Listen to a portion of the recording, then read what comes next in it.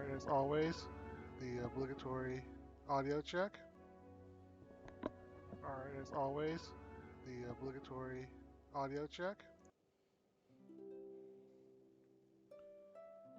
That's awesome. Alright, welcome everyone. This is Winlex the Prophet. I know it's been a while, but we're back at it. Genshin Impact, here we come. Let's get straight into it. Oh, gaming scene. Let's go. Whoop.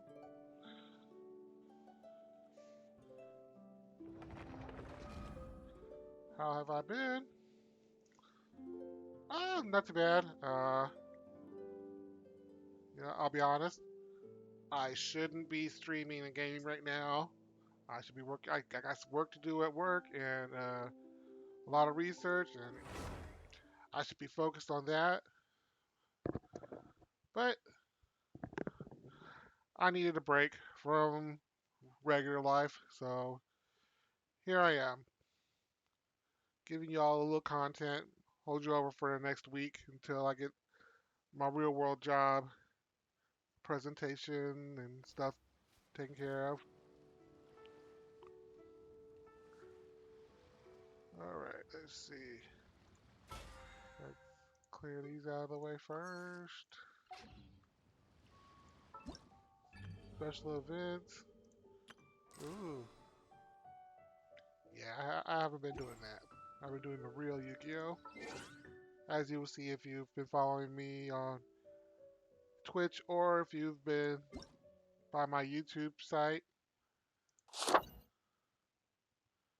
That was a little louder.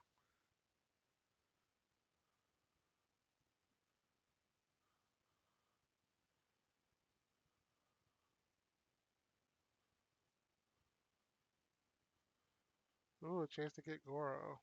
When is this? Starts in 2 days. Ends in 2 days. Well, it doesn't end, but ends in 2 weeks. I'm gonna say 2 weeks. 3 weeks. By the way, May the 4th be with you. If I'd been planning this ahead, I would turn my VTube model back on. Yeah, I still have the VTube model. I've been working on the updates. Ooh. So, in fact, you know what? Before I get started here, let me turn it on for a second.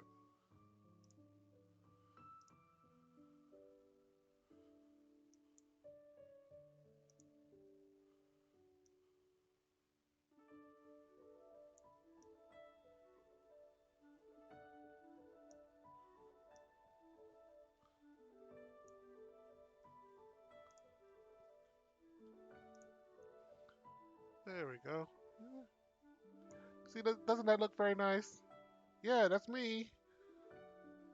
In my summer wear, I can't move my arms on this model, but you can tell it's summertime. Or at least when I start using this model full time, it will be summertime. So, but that's for later. It's not quite ready yet. But it looks better than it did, which is important. If you look at the old model, this one is an improvement. I've been working on it in my free time. Alright, let's see. Oh, I gotta go down here.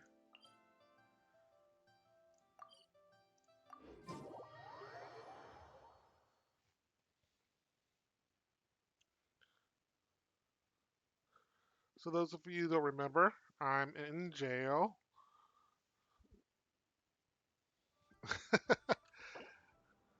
Ooh. You know what? Let me break out for a sec.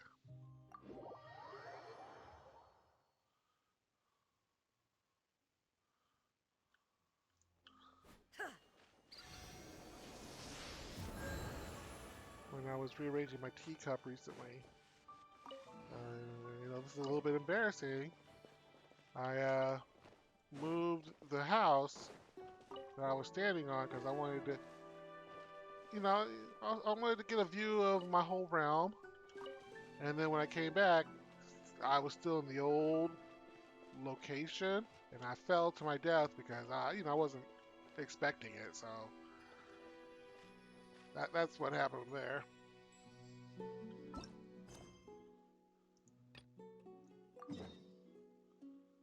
So that's what we're working on. Let me get the.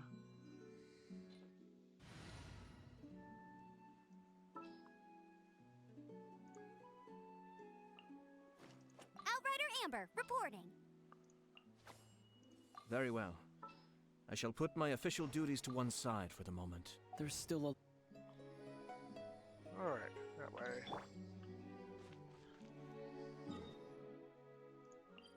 Now, back into the dungeon. Yeah, I'm investigating something involving primordial water, and gotta go find my buddy Tartaglia of the Fatui Harbingers.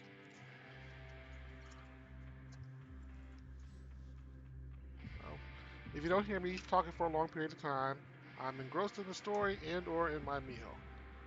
That's just me giving you the heads up right now.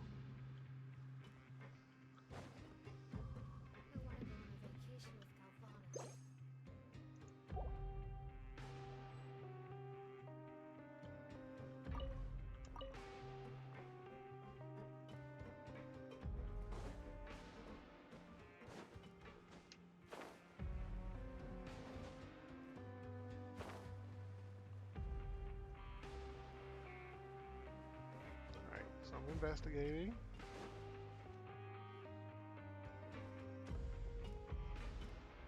There's a group of people over there. Let's go listen in. So I said, that's not a faucet. Hey, who are you two? Why'd you come over all of a sudden? Oh, sorry for eavesdropping. Sounds like you were talking about something private.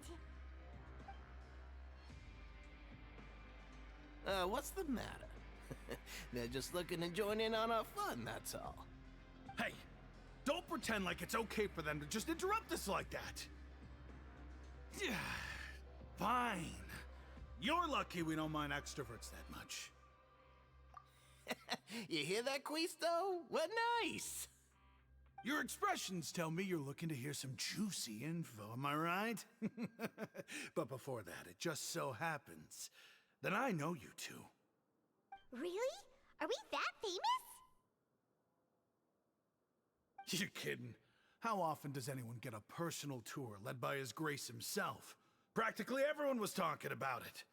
Word has it that you also caused quite the kerfuffle.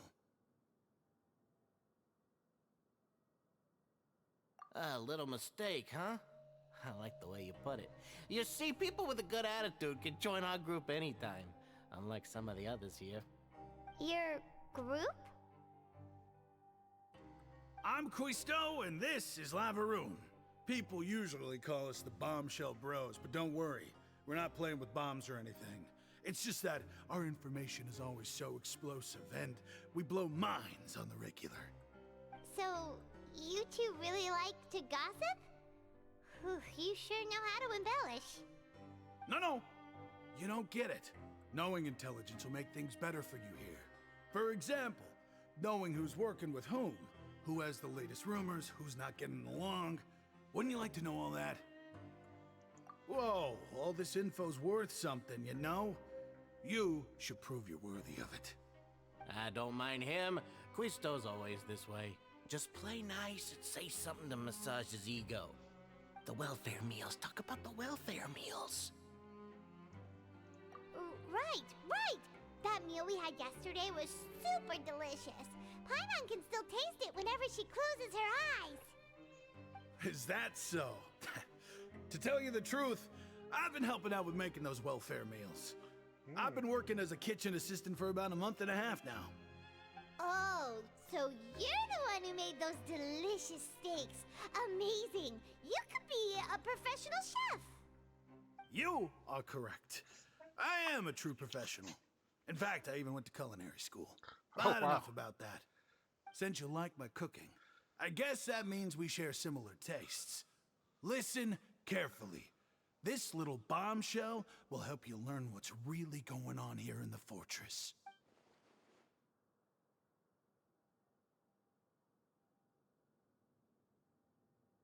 Listen, kids. The power structure within the fortress is quite complicated. The overworlders couldn't care less about us down here. We're basically dogs to them. You've already met the one person here you should never cross, the Duke, Risley. He knows more than you think. And if he doesn't care about something, then he often doesn't bother dealing with it. Those who have the Duke's attention get all kinds of special perks, even better treatment in the infirmary. I know who you mean. It's that Jurier character, right? I don't think there's anything useful about him at all. Why does he visit the infirmary practically every day? Is it normal for anyone to be going in and out of there so often? If you ask me, he's just faking it to get out of work. But did you know that Jurier was a talented researcher from the Fontaine Research Institute before he came here? There's no denying that. I don't care if he was a researcher that could turn dirt into Mora. Once you're in the Fortress of Meripede, you're just another inmate like everybody else.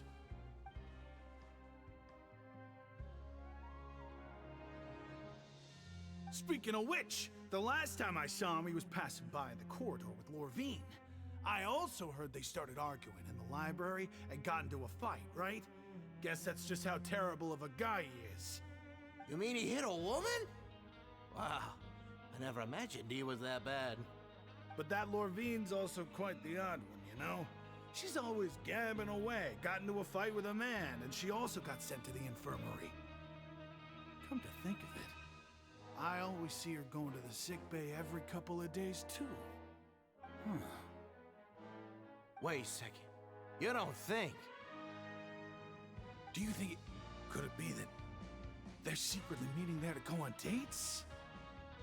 But it's really hard to imagine. After all, I do remember seeing Lorvine beat Jurier to a pulp that one time. And we might be overthinking things.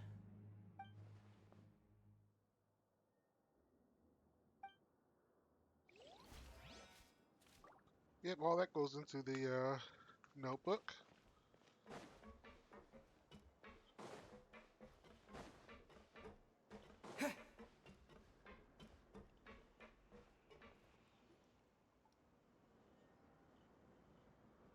Look, there are some people talking over there. Let's listen in on the conversation.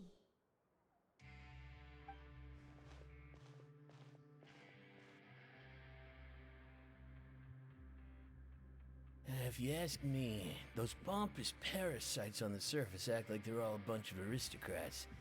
Do any of them give half a hoot about a bunch of dogs like us? Hey, speak for yourself, mate. I'm no dog.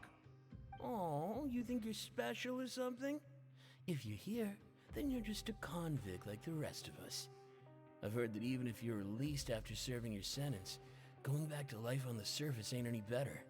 Once a criminal, always a criminal. We're marked for life. I don't buy that.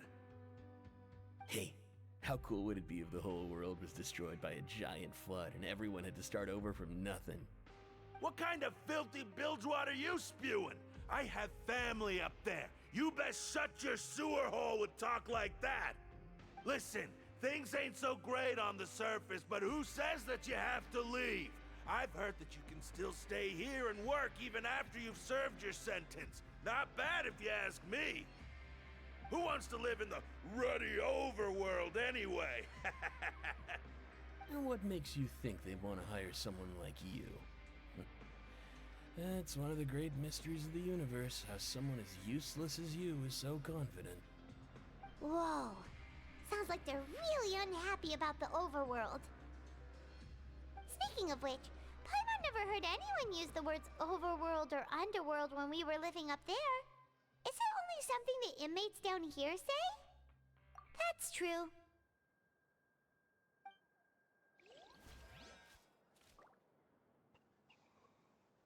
That one guy knows something about the flood.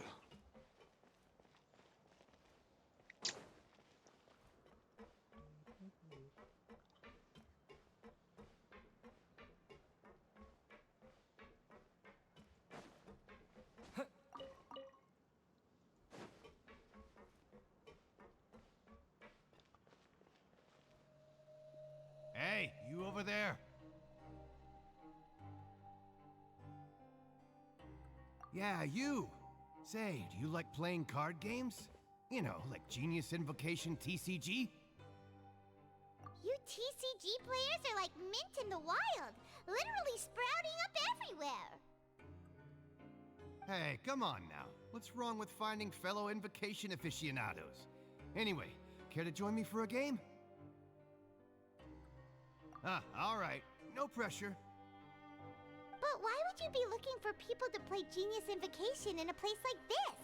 Don't people usually come here to fight? Whether you're throwing down cards or throwing punches, it's all a competition, isn't it? It's all the same in my eyes. There are lots of card players here in the fortress. When I saw you, I immediately thought, hey, even outsiders from other nations play cards. So I came over to say hi. Sure. Great! Since you've been here longer than us, you need to flex your seniority a little bit, right? Maybe you could start by telling us newcomers some stories about this place. I thought you would have already heard everything by now. All right, then. Did you have anything specific in mind? Or do you want me to just pick a topic? Why don't you pick? We'll let you know if we've heard it already. All right. Have you heard any strange rumors since you've arrived? Then, did you know that there are some people who are always gossiping over in the corner? Yeah, so you've already met those two. They're quite a pair. They always keep an eye out for the latest happenings and gossip about everything. I've never seen anyone with more time on their hands. I heard that they used to be a chef and a bartender before they were sent down here. You know how bartenders are, always chatting with customers. And chefs love to pass the time just hanging out when they're not cooking. Good to know. Do you have anything else to tell us? Let me think. Sounds like you want to hear something a little more tantalizing. Oh, did you know that the Duke was also a convict in the fortress of Meripede before? Huh? Wait, are you serious? That's right. The Duke was an inmate just like you and me. Seems he was exiled here for committing some crime. Who knows how he ended up rising up to become the warden, though. To go from an ordinary inmate to becoming the manager of the whole place? I'm not gonna lie, I kinda respect that. A forbidden zone? Sounds like something that someone just made up. I've never heard of that. Where did you hear about it? It's just a rumor we've been hearing, but no worries if you've never heard of it. Do you have anything else you can tell us? Anything else? Not that I can think of, but I'll be sure to tell you anything interesting I hear next time. You'll have to play a game of Genius Invocation with me first, though. Okay, we've talked to just about everyone, and it's about time for us to go meet Linny. According to the card he left us, we should go meet him in the production zone.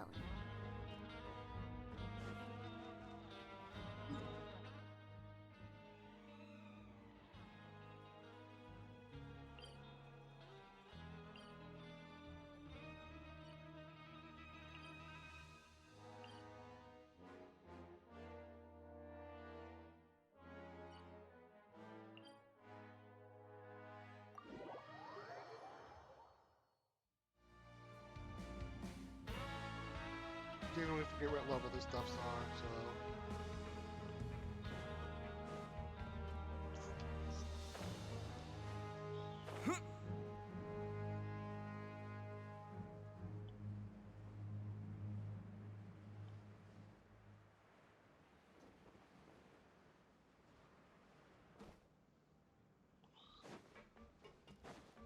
Well, I tried to take a shortcut. I guess I'm going the long way now.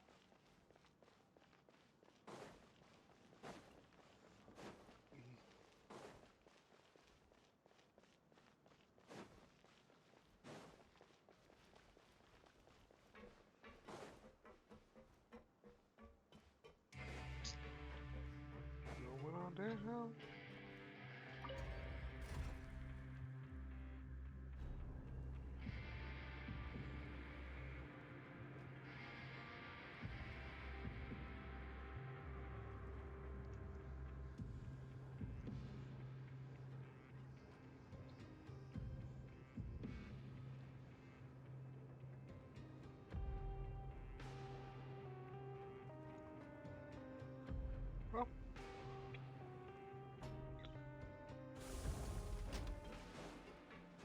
meantime.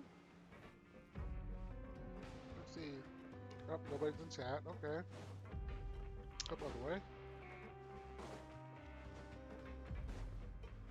Oh, I should have taken the other waypoint after all.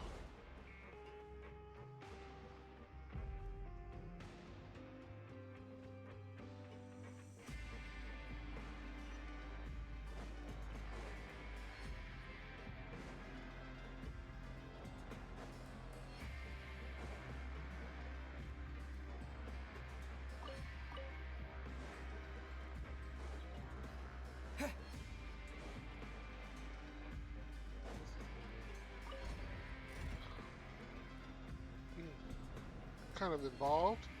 Gotta go down to go up.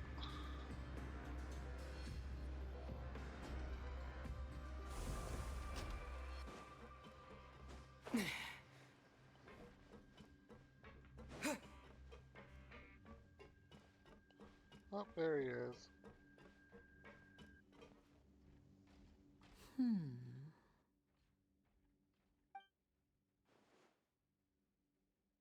Huh?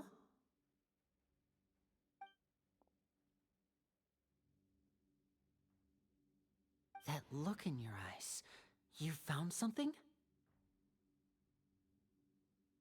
Hey, this is no time to be modest. Just tell him we found a boatload of information. Oh, as expected of the legendary duo, you have my full and undivided attention. Huh. I'd have never guessed that myself.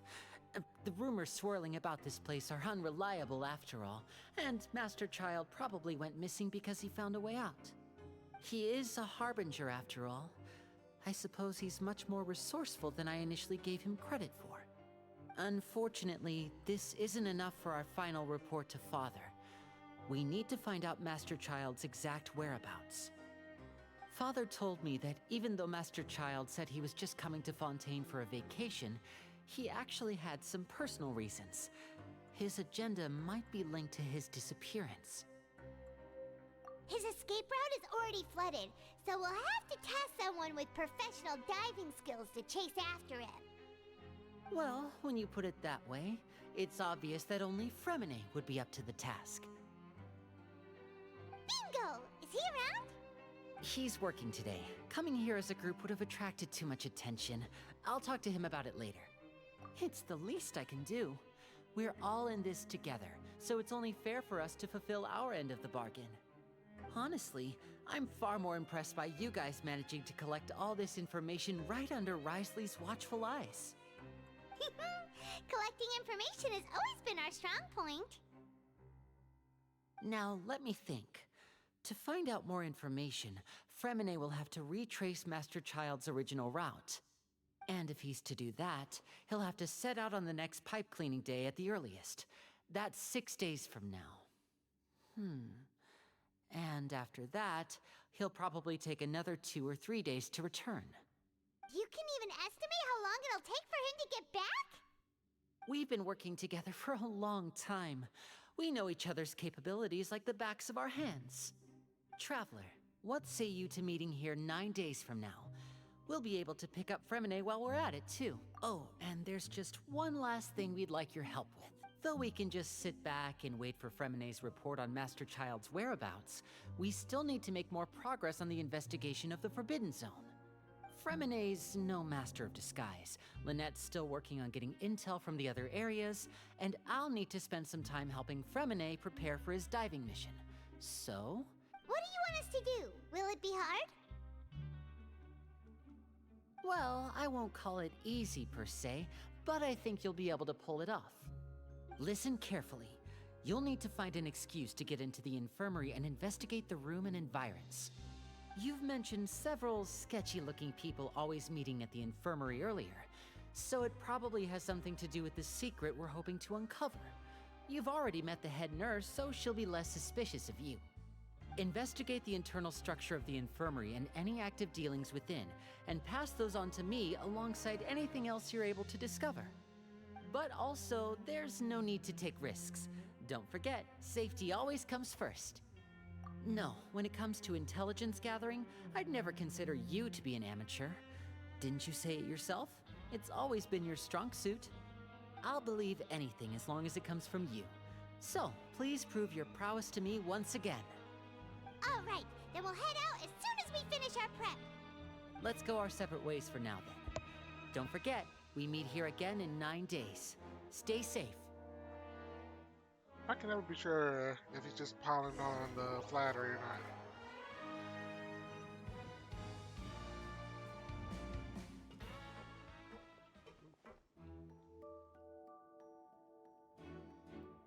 Hey, stay here for now. Paimon will take a peek.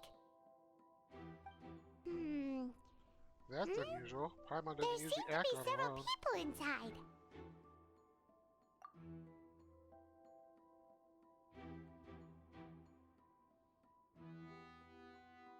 Right. It's not impossible.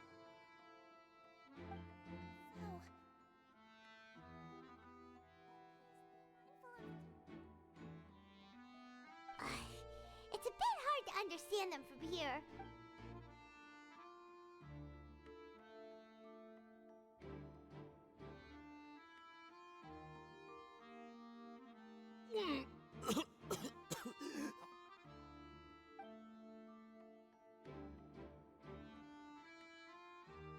Someone, please help!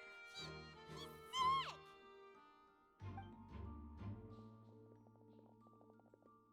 Whoa, are you okay? Oh my! What's wrong, little one? There's no need to panic. Take a deep breath before you begin. The traveler started complaining of a stomachache, and then nausea, and then collapsed onto the ground. Paimon doesn't know what to do! Freezing limbs, twitching fingers, and pale complexion? Could it be poison? Let me take a look. Please, lie down over here. Don't worry, I'll get you to the bed safely. Here, hold on to my shoulder and walk slowly.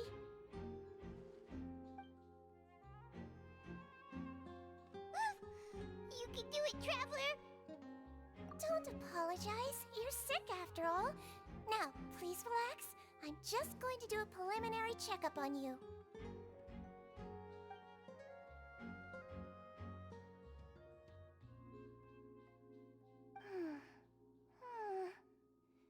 I see now. My checkup has confirmed that he's not in any mortal danger. That's our worst fear out of the way. Eh? Oh, that's good. But... I'll continue my diagnosis of the patient now. Please, relax and take a deep breath.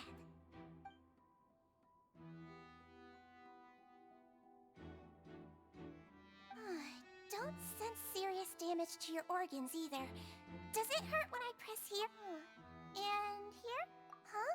But based on my initial checkup, there should... What about here? Does this... Oh! I think you just ate something that disagreed with you. That's all. Nothing too serious. Outside of a pretty bad stomachache when it decides to act up. So that's what it is. Thank goodness it's not anything more serious. And there have been other inmates complaining about the food recently. I'll inform our head chef, Mr. Wolsey, of this problem as soon as possible. Congratulations! The health risk is incredibly low, so you should recover within a couple days. Why don't you take a rest here while I go get some medicine for you? Miss Levine, I'll have to trouble you to help me look after this new patient while I'm gone. Very well. And she hopped away just like that.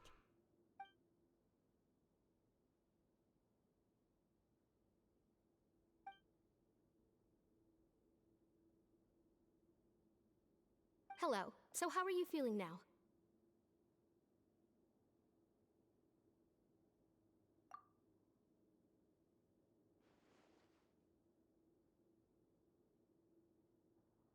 His stomach ache's really bad. He was stumbling about the whole... If Miss Sijuin says it's not a serious problem, then there's no need to worry. But it also looks like she's the only tiny medic you've got down here. Ah, well, that's true. What do you mean, that's true? That's really misrepresenting the situation. Of course I can't speak for the whole fortress, but it's not like everyone imprisoned here is useless, you know? Though they may have committed crimes and gotten locked up here as a result, they still know a thing or two about medicine, and they help Miss Sishuin take care of the sick and injured.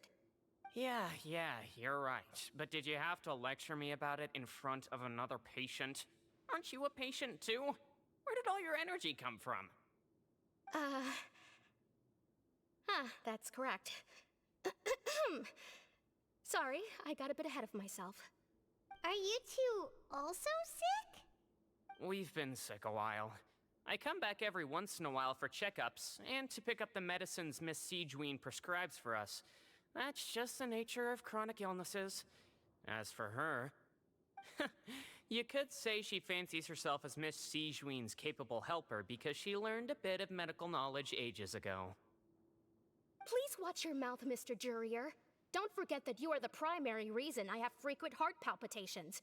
Hey, don't start arguing now! Please, keep it civil at least.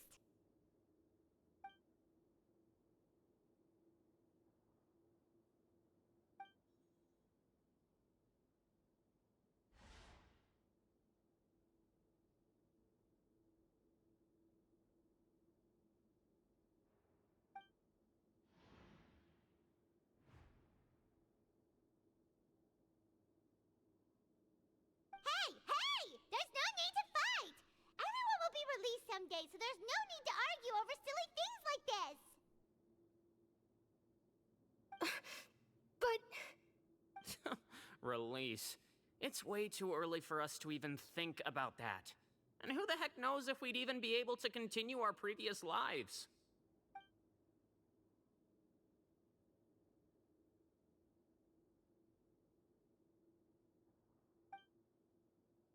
Please allow me to end this boring and useless conversation. Oh, and Mr. Jurier, I don't want to see your face here again anytime soon. And same to you, Miss Lorvine. Anyway, that was more than enough rest for me, so I'm going to get out of this excessively noisy place. He just slowly walked off? Like that? That's just what... I'm sorry you had to see all of that. I'm Lorvine, and that's... Well, his name is Jurier, but I hope you'll never have caused... You really can't stand him! I mean, can you blame me? Who would like someone who's as arrogant and obsessed with weird research topics as he? I'll accompany you two for a while. Miss Sishuin should be back soon, and I'm sure you'll feel better as soon... No, it's nothing. I'm back! Did you rest like you promised? Thank you for getting our medicine, Miss Sishuin. Did you all cooperate with your bed rest? I trust that nobody got up to walk around. Good. Here, this should be 2 days' worth of medicine for you. Take 1 pill now, and then continue your bed rest.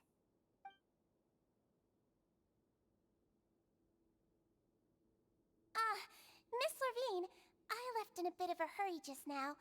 Do you still remember if we discussed the color of the pill that you should be taking today? I remember. You said it should be yellow.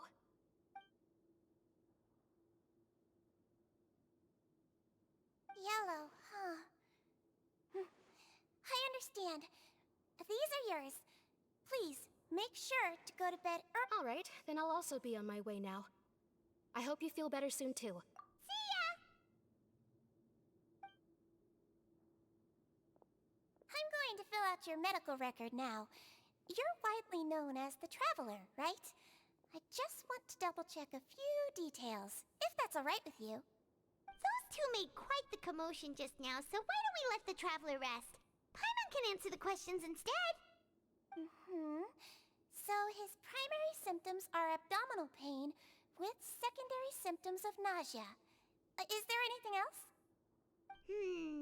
That's it! Alright then. Is there anything we should know besides to take the meds? No, his base constitution is quite good, so I'm sure he'll recover quite quickly after taking the medicine. Please make sure to stick to bland or less stimulating foods. And don't stay up too late at night. Got it. Paimon will hold the traveler to that for sure.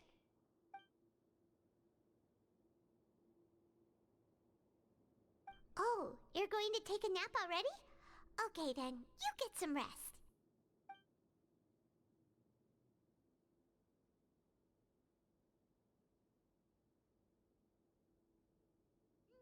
We've been to lots of places together. He may look a bit under the weather now, but he's actually super strong. So you're the best of companions. Well, don't worry. He'll recover soon.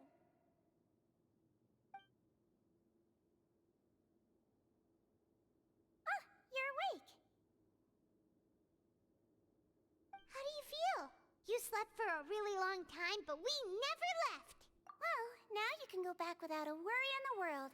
Remember to take the meds regularly, and don't forget, bland foods. Thank you, Miss Sijuin.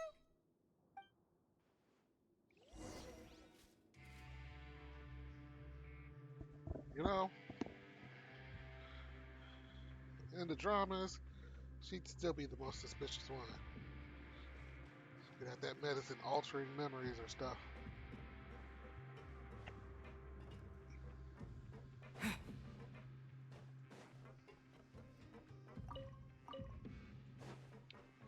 Controlling the prison with drugs.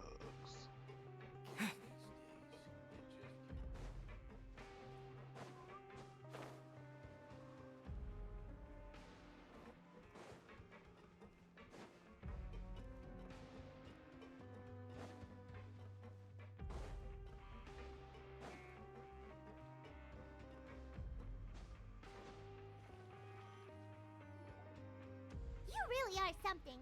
To be able to fall asleep like that and even sleep talk the entire time, you scared Paimon half to death! No, but you kept mumbling things along the lines of, Pyron, don't take my grilled fish, and put down the Adeptus Temptation now! Paimon talked with Sijuin the entire time you were asleep. She seems like she's just a sincere nurse, and Paimon didn't notice anything unusual in the room. Are you sure we're not going off track with the infirmary?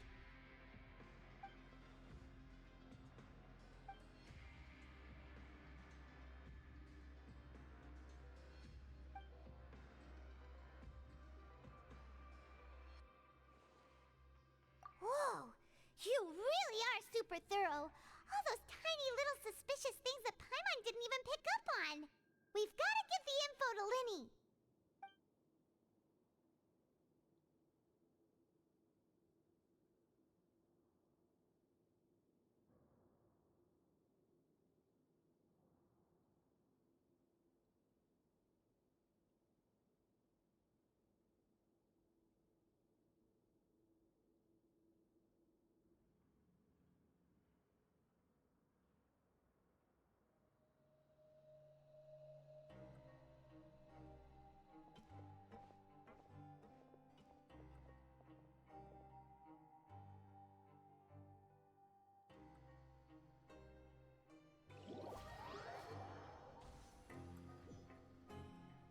Today's the day! Let's go meet up with Linny!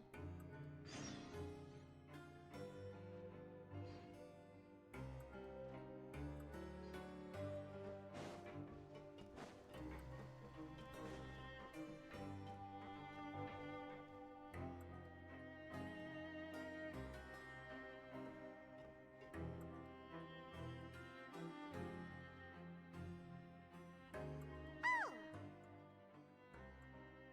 Hmm?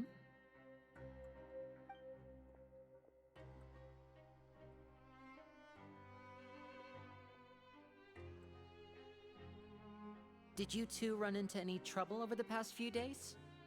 No, we just worked our shifts according to the schedule. Nothing weird happened. That's good.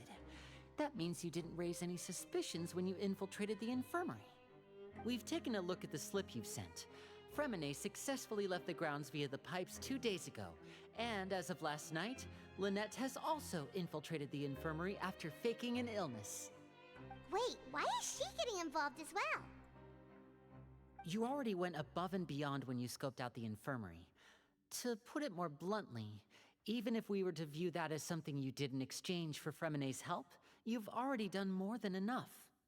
Infiltrating a guarded stronghold is a different kind of job from a one-off investigation. We want to avoid using the same faces over and over and reduce the amount of suspicion that will fall on any given person. Lynette also felt like you have already taken the first step for us, so she should be the one to finish the job. So that's what Lynette thinks. Oh, Paimon hopes everything's going well for her. Perhaps that's true. You're both very good people, and we've come to appreciate that more than anyone else. Unfortunately, there's still one thing that could get between us, lest you've forgotten. The matter of our respective loyalties. You've mentioned before that you've had some run-ins with the Fatui. I can understand that feeling, so I assume you're just helping us out of the kindness of your hearts? Well, everyone could use some more friends. We'll be counting on you to help us in the future, too. Since I see you as friends, then it's even more important for us to protect you from any peril. Fremene and Lynette feel the same way. Glad to hear it. Then, let's go check on Lynette before Fremene returns. If everything went well, then she should be wrapping up her investigation. Is now really a good time? According to my observations, Sigewinne always spends around half an hour away from the infirmary right before lunch. Also, I'm her brother, remember? It's only natural for— Okay, then let's head over.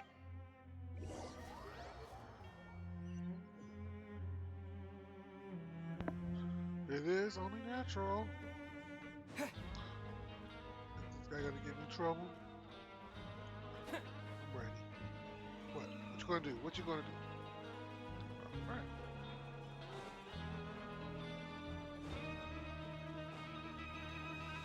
Lynette should be here right now. Huh. Strange.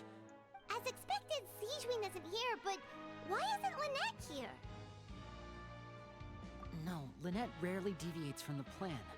We agreed that if she were to make changes on the fly, she'd find a way to let me know. Unless... Let's see if there are any clues around here. We can look while we wait for her. Who knows? Okay.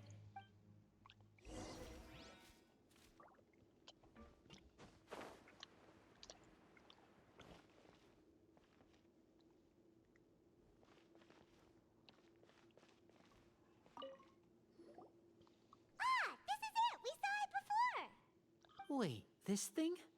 It doesn't look like it's been disguised that well.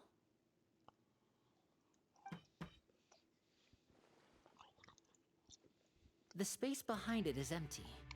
From its size, I don't think it's an entrance that is meant to be taken apart. Could Lynette have tried to get inside? But if that's the case, she would have contacted me for sure. Let's look around here for some more clues. Don't panic, just...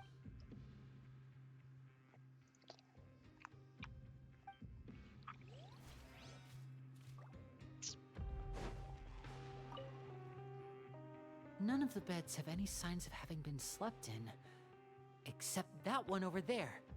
That's the one Lynette must have used, right? You said she was pretending to be sick. She would have said her migraine was having a particularly bad flare-up. Generally speaking, the head nurse would then act, which means either the head nurse didn't return the entire time from when Lynette laid down up until she left. Uh-oh.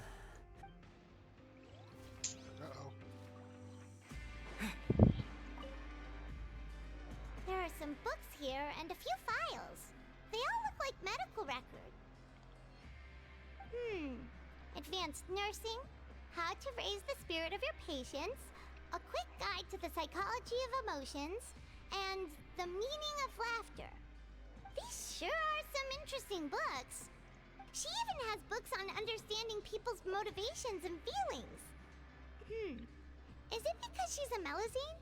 Or does she have a need to understand her patient's emotional state? Seems quite normal to me.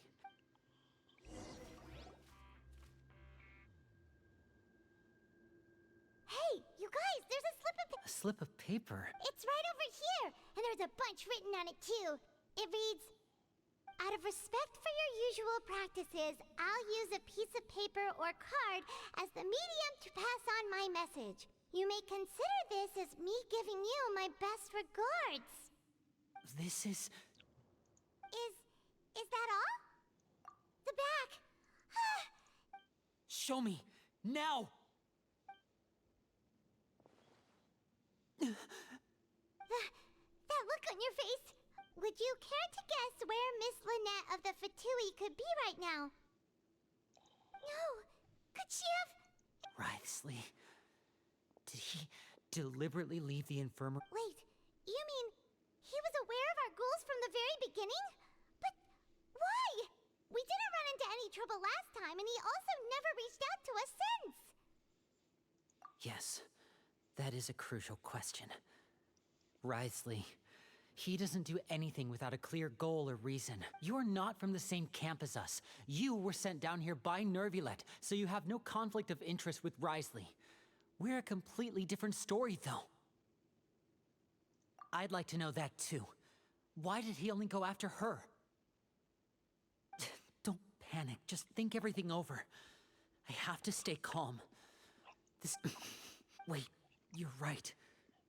Wait, but that means... The fact that Fremine was able to leave the grounds... Could Wriothesley... What does he gain by letting Fremine leave like that?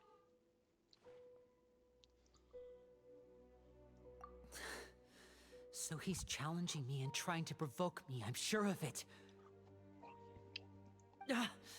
We never should have sent out Fremine.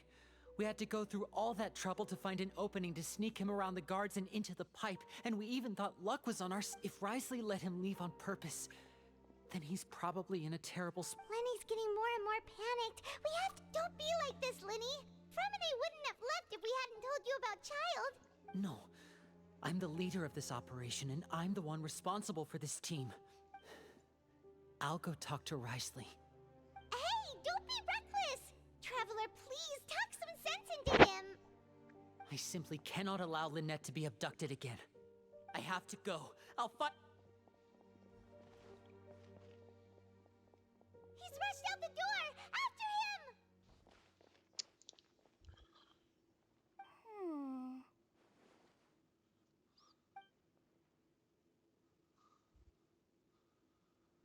Right. See? I feel like we still have some room to make changes on these details. It's not impossible, but it'll require extensive testing. Is that so? Very well. Then please be mindful of the time. Huh? Is someone? Pack everything up. Whoever's outside is eavesdropping. They'll probably... Someone! Please help!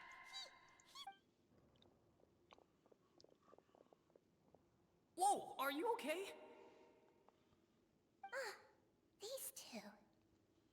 As expected, they've already found this place. Oh, they are quite sharp. What a delightful turn of events. I like smart people, but I also like playing dumb. I like the feeling of being trusted. Oh my! What's wrong, little one? Being able to read human expressions is quite the useful skill. Lenny! Wait! It's no use. We have to catch up to him.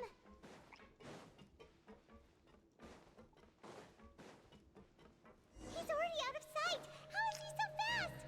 Let's go head him off at Wriothesley's office.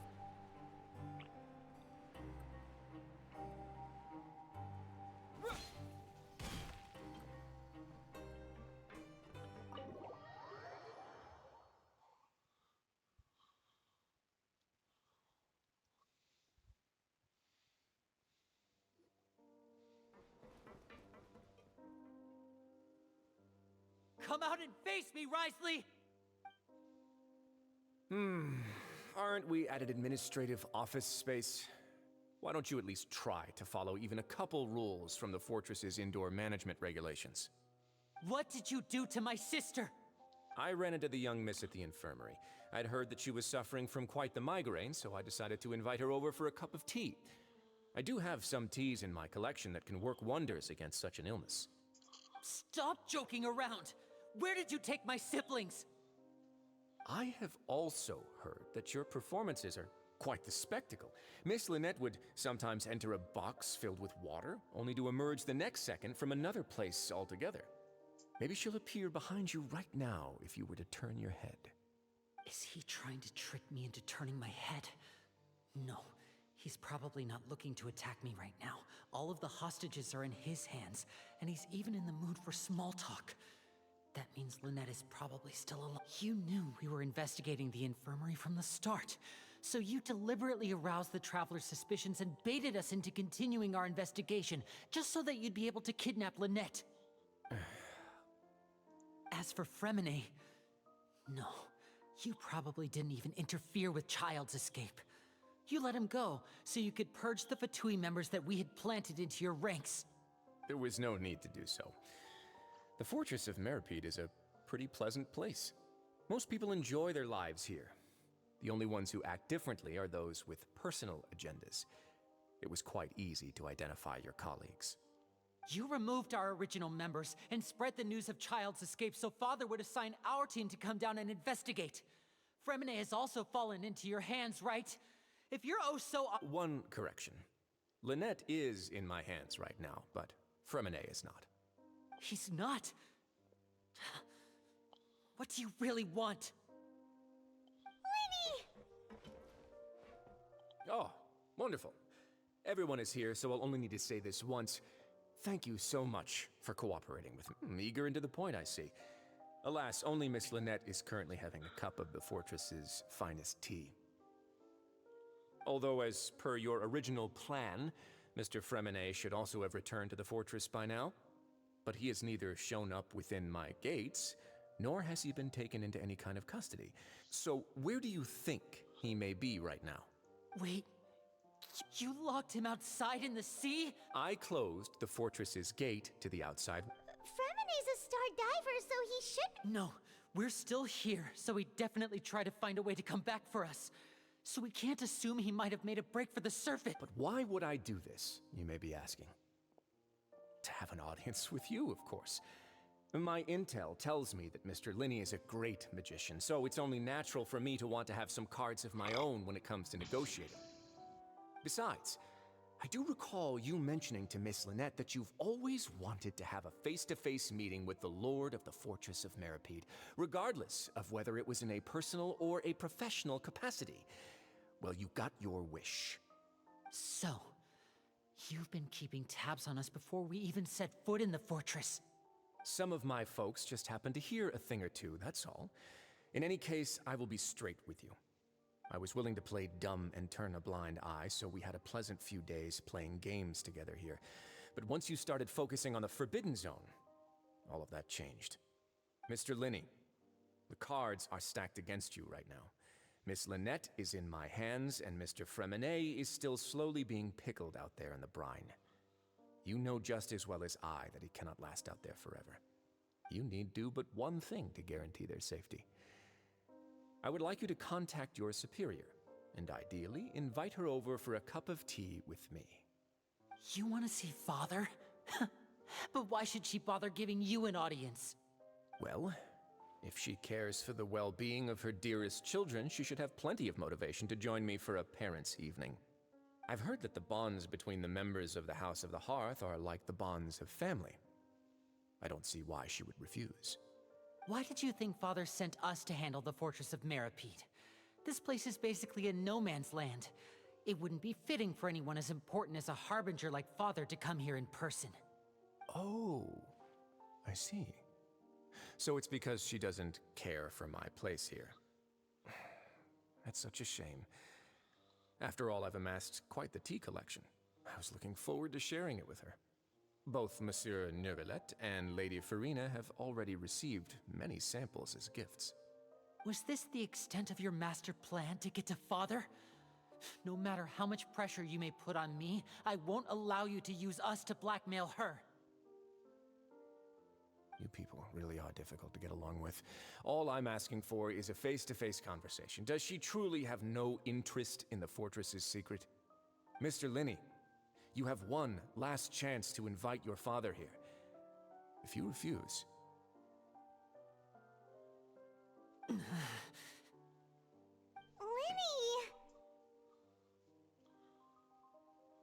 Instead of asking why I'm doing this, why don't you try to see things from my perspective for a second? From the very beginning, the Fatui has been actively infiltrating my fortress. I gave you a warning by cutting off the first few operatives I found, but that only caused you to double down. Had you given up on the fortress then and there, I'd have no reason to want to talk. Mr. Fremenet left the fortress on his own, and Miss Lynette tried to pry out my secrets right in front of me.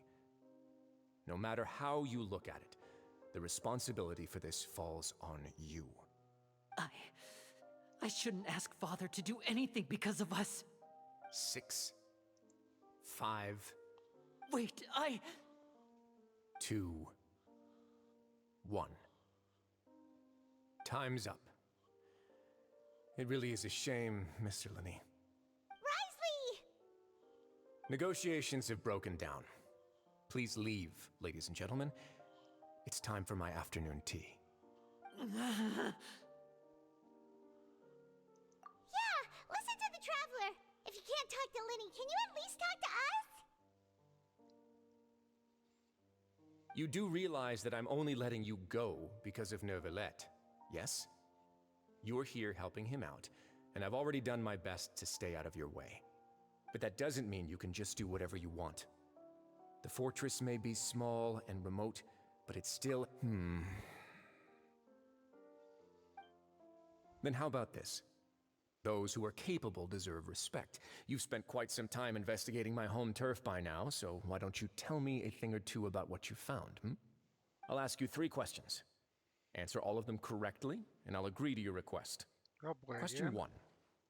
Regarding the hidden rules of the production zone, what is the truth behind the one about not being allowed to work for 3 days in a row?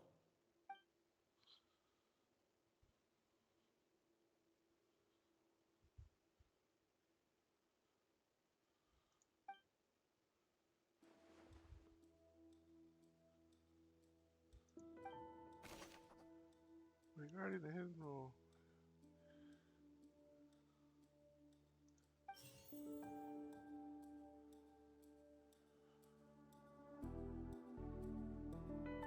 I've been told that the infirmary is always empty for the half hour just before lunch. But what could... The Fonta promoter has been struggling because he doesn't recognize the real value of coupons. Meanwhile, the Duke believes that only idiots who don't understand the value of coupons will spend them on Fonta. We often see Miss Sigewin observing the prisoners at work near the production zone. It seems like she can perceive the general state of a person's health just by looking at them. Fonta's internal report suggests that they're starting a new trial of an unnamed and unpackaged product. But the product has to undergo a trial because even Fonta's own employees have a lot of reservations about it. According to Collins, the Pancration tournament only took place because the Fonta company sponsored it. The company must want a return on their investment as well.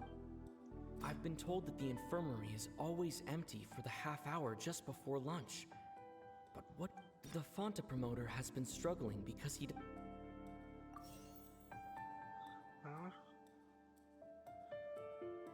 We often see Miss Sigewin observing the prisoners at work near the production zone. It seems like she can perceive the general state of a person's health just by looking at them.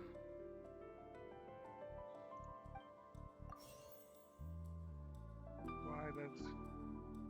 Fonta's internal report suggests that they're starting a new trial of an unnamed and unpackaged product. But the product has to undergo a trial because even Fonta's own employees have a lot of reservations. Oh, man. I've been told that the infirmary is always empty for the half hour. Fonta's internal report we often see Miss Sigewin observe... Yeah. The research notes said that the Melazine race perceives the world very differently from humans. As a result, according to Collins, the Pancration tournament only took place because the Fonta company sponsored it. The Fonta promoter has been struggling because he doesn't recognize the real value of coupons. Meanwhile, the Fonta's internal report suggests that they're starting a new trial of an unnamed and unpackaged product. I've been told that the infirmary is always empty for the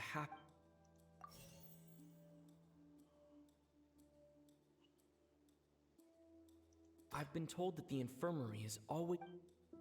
The Fonta promoter has been struggling because he doesn't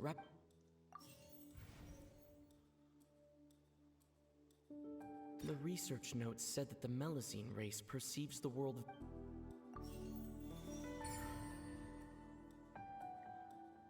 Okay. Ah, so that's what's going on.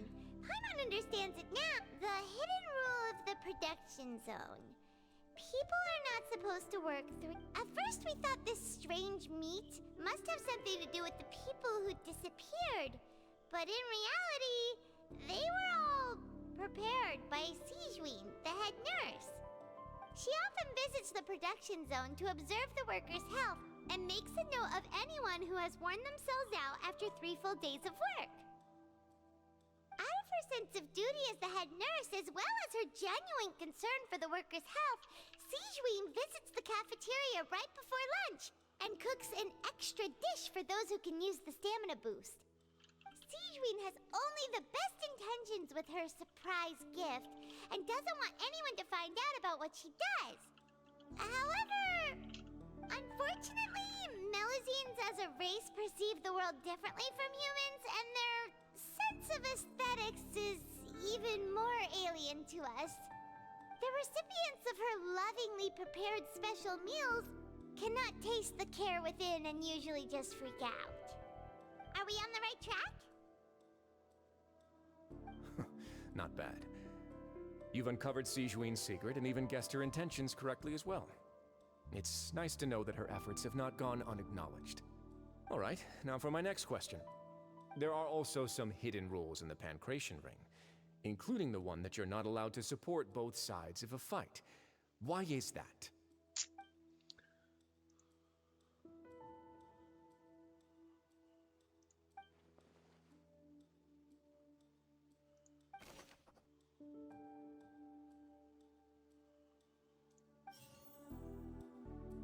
Who said the package came? According to Collins, the Pancration tournament only took place because the Fonta company sponsored.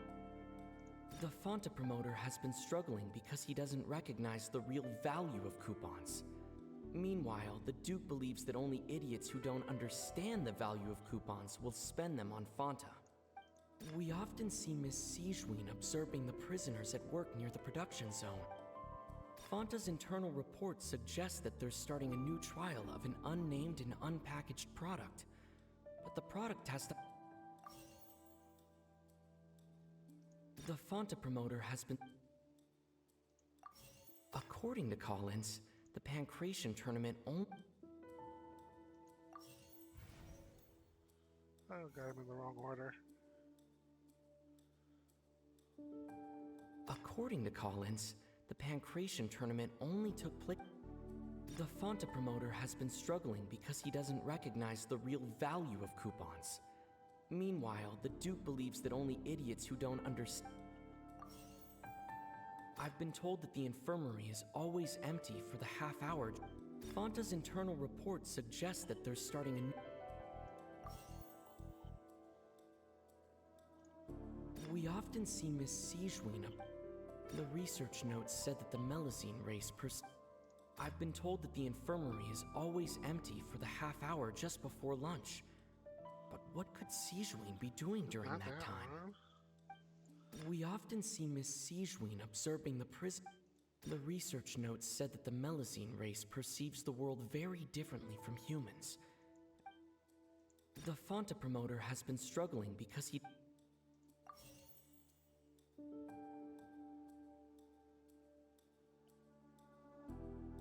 We often see Miss Sijuin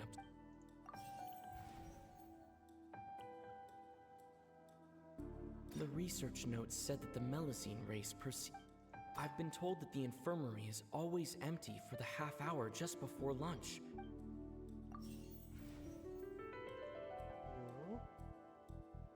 According to Collins, the Oh, duh.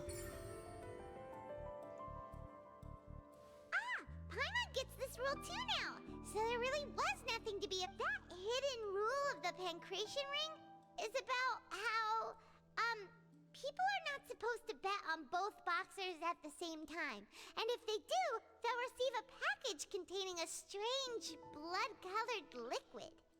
People get scared when they see it because they've subconsciously begun to associate it with the missing boxer. But really, it's just a bottle of the latest yet-to-be-named and packaged new Fanta trial product. A blood-red drink.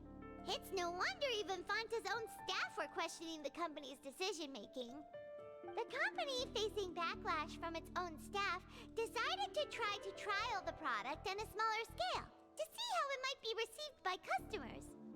They came to the fortress of Meropide and offered to sponsor the Pancration tournament so they could push their new product. But the Duke completely refused to even entertain the idea. The Duke, knowing how valuable coupons are in the fortress, knew that only total idiots who didn't understand their true value would bother buying a Fanta product here. And so, only those who proved their stupidity by being dumb enough to bet on two opposing sides of the same match were selected to receive the drinks. I acknowledge the effort you've put into bringing the truth of this mystery to light. Although, based on your description, that Fanta promoter is a bit too careless with his words, I may just reconsider my collaboration with the company. All right, and here's the final question. What's the secret behind our head nurse and all of her patients in the infirmary? Stop your cruel and pointless games, Risley! You know that we haven't finished our investigation, so there's no way we can answer the last question. The thought is, you'll pay for this! Ah! Lenny, are you alright? Wow. Oh, close one. I owe you, Sigewinne. That was a fantastic shot. It was nothing, Your Grace. Sigewinne? Though this gun may look like a toy, it's actually fully functional, as I just demonstrated.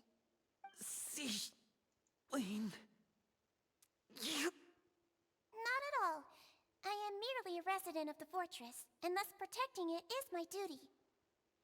When Monsieur Nervulette asked me to come here, he told me that my job would be to take care of the well-being of everyone here. I am merely discharging my duties. But if you mean what you just said, then isn't Lenny someone you should be looking after as well? Isn't he a resident here just— But I really am just doing what Monsieur Nervulette told me to do. Everything I did, I've done to protect them. Had I not, they would be in far more dire straits right now. His Grace knows it too, right? Your Grace? My dear Sigewinne, whatever shall I do with you? Would it have killed you to just wait another minute or two? Well, it's nearly time after all. The way you do things can be truly frustrating sometimes, Your Grace. I figured I should try to talk some sense into you. What are you talking about? What time? Take me if you want. Let... How touching. Can you just give me one more minute? Don't be like that, Your Grace. All right, everyone, calm down. 2 more visitors will be arriving any time now. I'll go get a cup of tea. Miss Sigewinne, I leave Miss Lynette in your care. You... What are you doing? I believe I hear footsteps.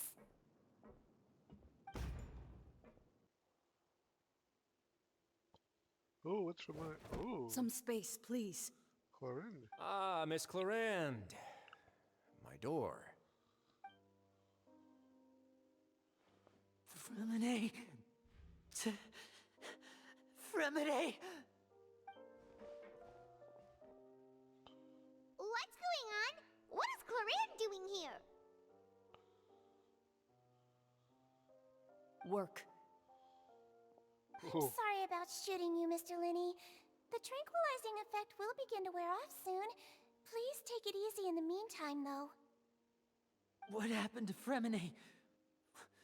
Wasn't he diving just outside of the fortress? Why is he looking like this?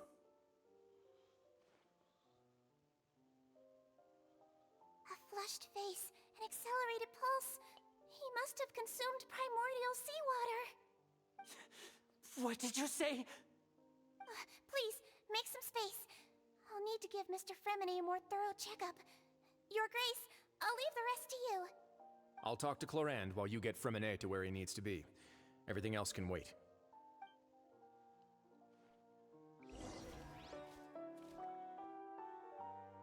All right.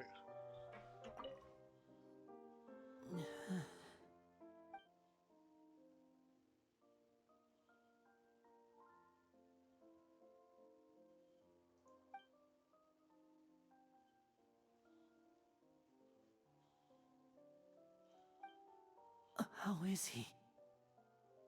These symptoms are probably caused by an acute ingestion of a large amount of primordial seawater. Of course, it would be best if he stayed for further observation. Let's leave him here for now, and move him to... sorry. I am aware that the infirmary may not be your favorite place in the world at the moment. We do only have... Why would he ingest a large amount of primordial seawater after leaving the fortress? Please, look after Mr. Fremine for the moment. I'll go fetch some medicine and a respirator.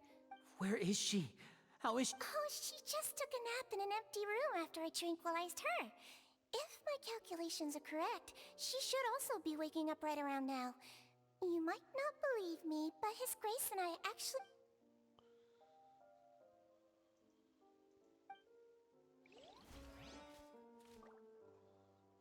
Jeez. What's that look on your face? I thought I made good time on the way back. Oh, I'm just admiring your punctuality. Had you arrived just a few minutes later, Sigewinne may have been forced to shoot Mr. Linney again. How's the situation out there? The water has changed. It's pretty much as expected. The concentration of primordial seawater has increased significantly. I was only out there a short time, so it wasn't too bad. But if one were to stay for any significant amount of time... well, you can see how that boy's doing. Where was he when you found him? The abandoned zone at the end of the pipes. A good distance into the water. Closer than I thought. He must have recognized it early on and tried desperately to swim back. Locking the door was necessary. I don't think we could have saved two. Well, I did try to convince him that I had my reasons. Never seems to work, though. It would probably work on Neuvillette. He has a knack for picking out who had good intentions, even when the outcomes were all terrible. It's a bad sign if you're having to plead your case to Neuvillette. Want some tea? Not particularly. If you want to drink some that badly, just say so. Fine, I'd like to get some tea. Want me to get you a cup too, since I've already made it? Might as well then, I suppose. Actually, do you have a towel? I would like to dry my hair.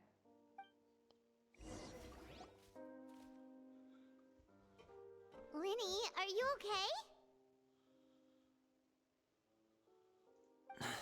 I'll be fine. They're all here now. Don't worry about me. Are you sure? You don't look alright. My hands and feet are still a bit weak, but that's... I'm back, everyone. Lenny! Oh, Traveler, Paimon, you're here too. Fremine? Is he... He'll be fine. But for now, please help me lift him up.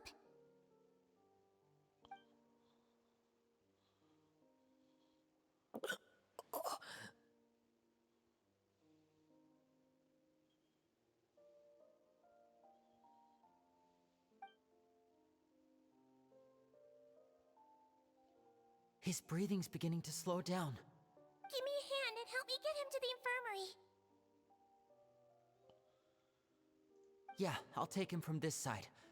Lynette? On it. Traveler, you seem pretty worried about him. Want to come with us? The Duke and Clarande are gone. They probably went to get some tea. The Duke will explain the truth in just a bit. Miss Clarande will need a break, since she only just returned from rescuing Fremine out of the sea.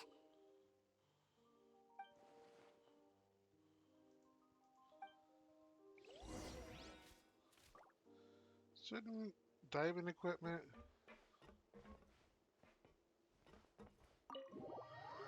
protect them from the water?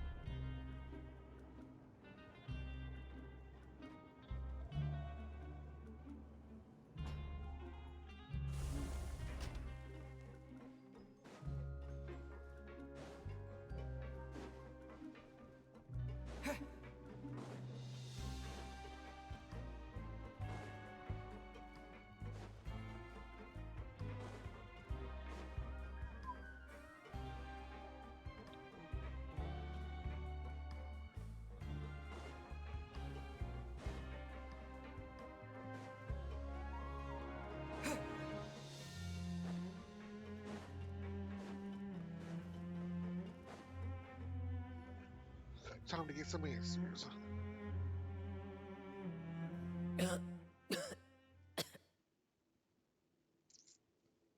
He's awake. Fremine, how do you feel? Lenny. Lynette. We're all here. Where am I? The infirmary, at the Fortress of Meripede, Mr. Fremine. And you are no longer in any danger. How do you feel? Don't push yourself if you're not feeling up to it. Traveler. Paimon. It's been so long. The sea. There's something wrong with the seawater. Shh, it's okay. We can talk about it after you've recovered. No, listen to me. This is really serious. There's primordial seawater mixed into the regular seawater. I don't know why it's there, but no one should touch it. Pipes. Right, the pipes. It's all coming back to me now. Oh, I'm gonna get to play as Fremine and relive this.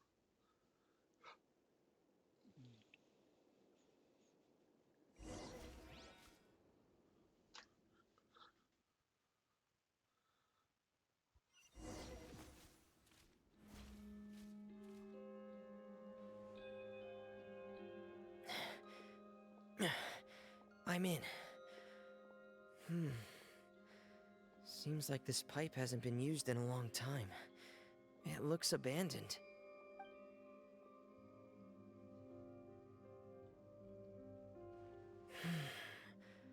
Where could Master Child be?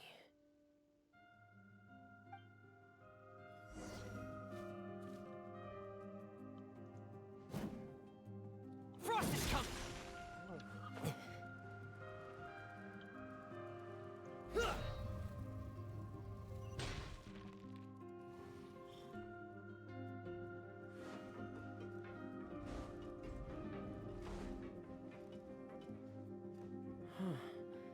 This mechanism looks like it's been tampered with. Could he have done it?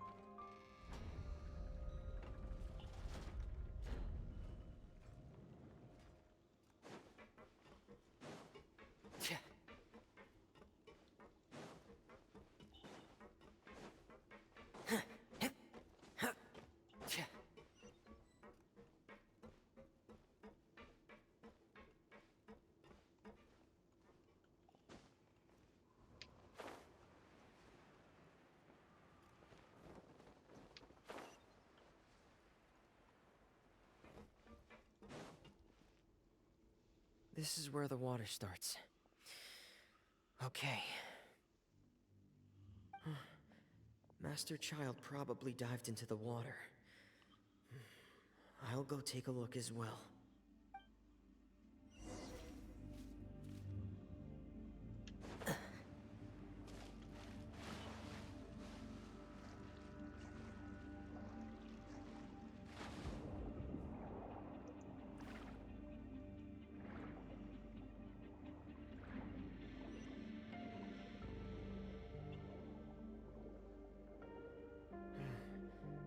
The vegetation here is a bit more sparse. These traces aren't natural. A person must have left them, and recently. I should be going in the right direction. There are traces here too. I need to keep going. Huh? The traces are gone. But I don't see where he could have gone from here. Wait, what the?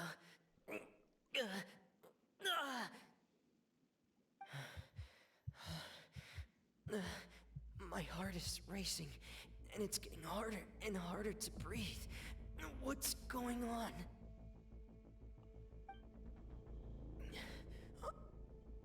No good. I have to get back. They still don't know anything about what's going on. If I turn back right now, I should still be able to make it.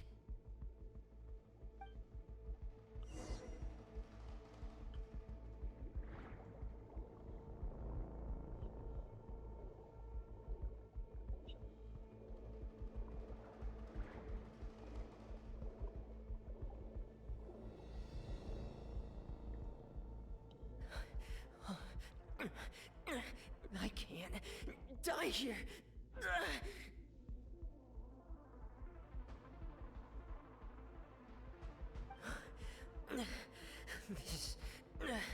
This is bad. I'm feeling worse and worse, and I'm still underwater.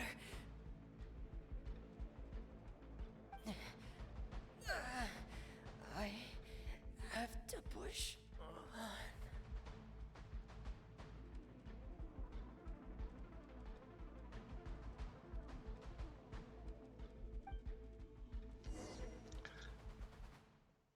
I'm not sure about the timing on this, but all right.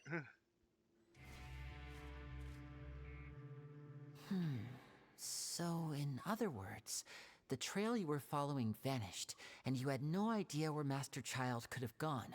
But there was also no obvious place for him to have disappeared to. That's right. I tried my best to swim back, but I had already put some distance between myself and the fortress, and I just couldn't find the strength to keep going. Miss Clarande brought you back, but we also don't know why she just suddenly appeared at the fortress. Miss Clarande, you say? You're still too weak for Monet. You can go after you've had some more rest. Miss Lynette is right. I believe Miss Clarande will stay here as a guest. A guest? Then I can assume Risley was the one who invited her to come down here? You should ask His Grace about that. He'll be able to explain better than me. Yeah, it's about time he actually told us what's going on. Wanna come with us, Linny? Bring Lynette. No, please go on without me. Linny. The logical part of my brain is aware that we're safe right now, but I still can't bring myself to leave. Understood. In that case, I'll leave the infirmary to you. The Traveler and I are going to head out for now. As long Thank you.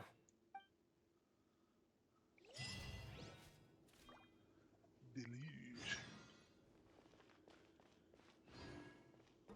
Okay,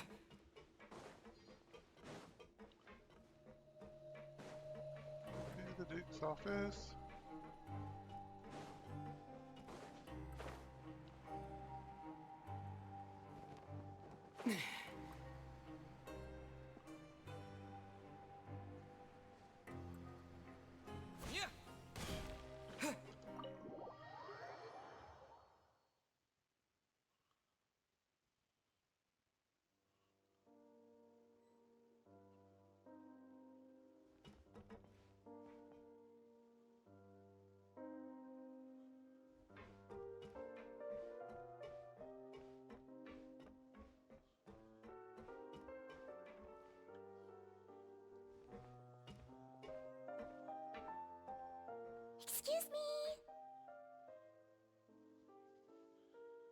I take it Mr. Fremenet's condition has stabilized?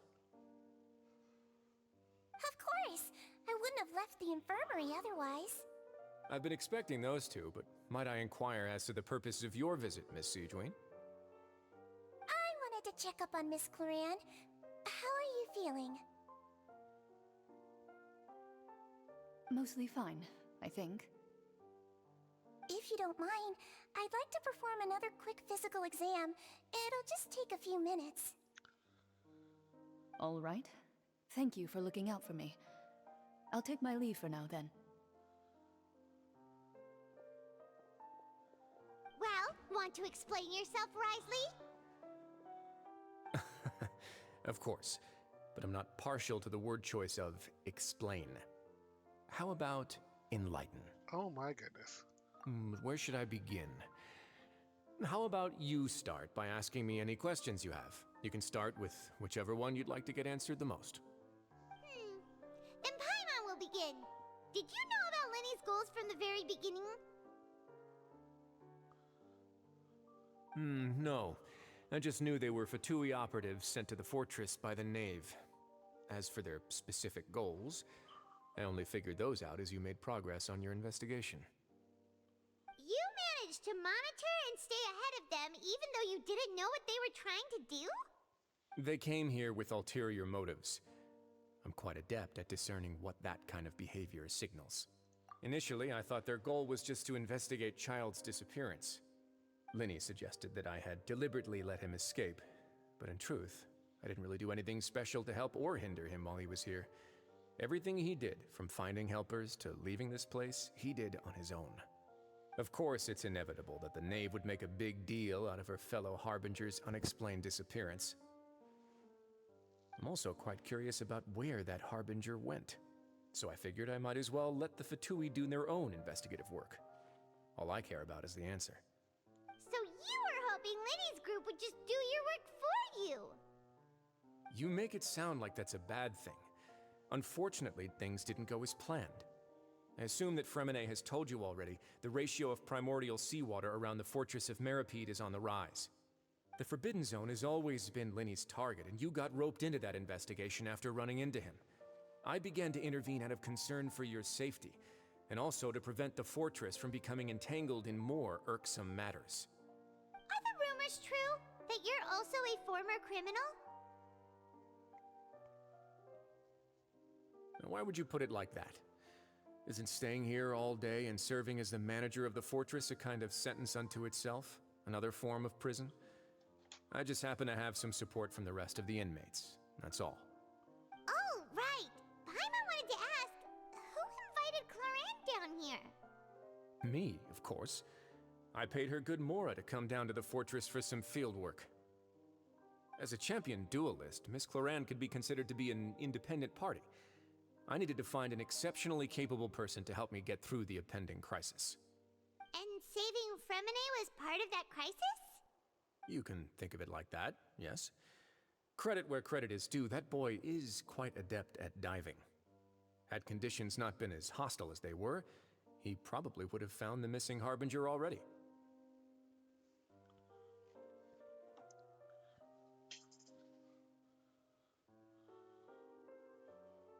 That's not something you should be asking after.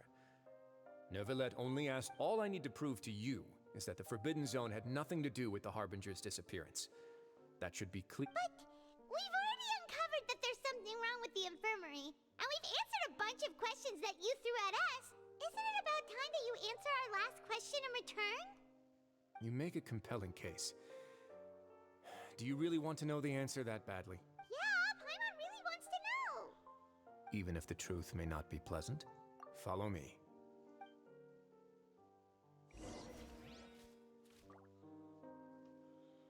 All right.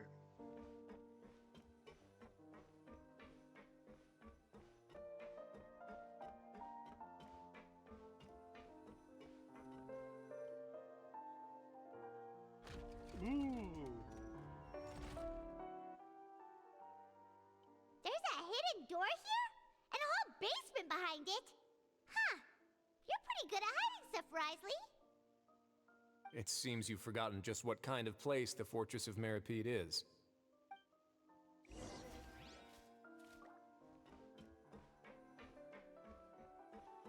I want a hidden door like that in my house someday. Stand on the central plate. Wait, is there a secret mechanism or... Whoa!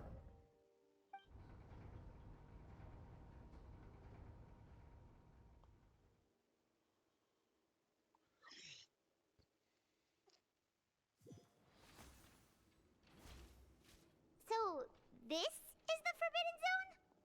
Honestly, for a place so well hidden, Paimon sure doesn't see it. What a huge door! There are 3 such isolation gates in total. Generally speaking, I'm the only one who's allowed to go inside. Hence the name Forbidden Zone. Am I correct to assume you're going to run on back and tell your little Fatui friends everything? Well, Paimon wasn't thinking of keeping anything from them. Well, I'd advise you wait until you've seen the whole truth of this place for yourself before deciding whether or not to tell them. Alright, let's see it. Huh.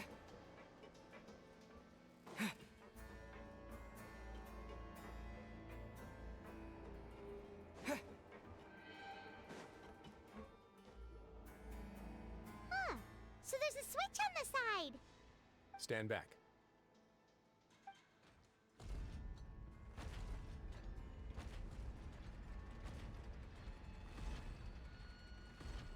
Whoa. They all just went up one by one. Go on, have a look. You know, if he wasn't coming with us, I'd be worried.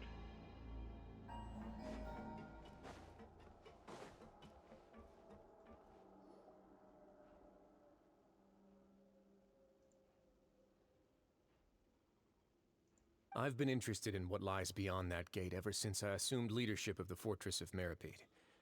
Of course, it would be unwise to recklessly open it, but it'd also be risky and negligent to simply ignore any potential danger that could be behind it. The readings on that dashboard have not budged since the day when I first laid eyes on this place. But over the past year, the needle has crept upwards from its original position, likely because some parameter it's been tracking has changed, if only infinitesimally. Normally, I would have ignored it, but I happened to have some free time when I noticed it, so I investigated. Any guesses what the reading could be tracking? Primordial water. Why isn't that the option? Very reasonable guesses. I've considered both of those as well. Unfortunately, our dashboard is tracking something less ordinary. The temperature should vary with weather and climate changes, so for something that rarely shifts, the water pressure is more likely. We ran a few tests to increase the pressure from the outside, but the readings didn't change at all. Later on, a few more possibilities occurred to me, such as a potential connection with the primordial sea. I began to make a few preparations based on that hypothesis. Over the past few days, the needle has moved again. With that, and the symptoms that Fremine displayed after leaving the fortress, I can now confidently conclude that the readings represent the concentration of primordial seawater in the seawater nearby. The concentration of primordial seawater? But... And that is precisely the problem. We're at the bottom of the sea, and now we're surrounded by toxic seawater. Somehow, primordial seawater got mixed in, and the concentration is steadily rising. Yes, that's very likely. But forget about the two of us. Not even Novelette knows where the primordial sea could be, much less where we could find and plug a leak. Oh. Oh! Seems like you've figured it out. I believe the primordial sea lies directly beneath this sluice gate. For some reason, the primordial seawater levels have risen significantly, and it's now very close to us. The indicators are now red. Although the gate still stands, some primordial seawater has already leaked out and mixed into the sea around us. If this continues, soon it will no longer be able to hold back the primordial sea at all.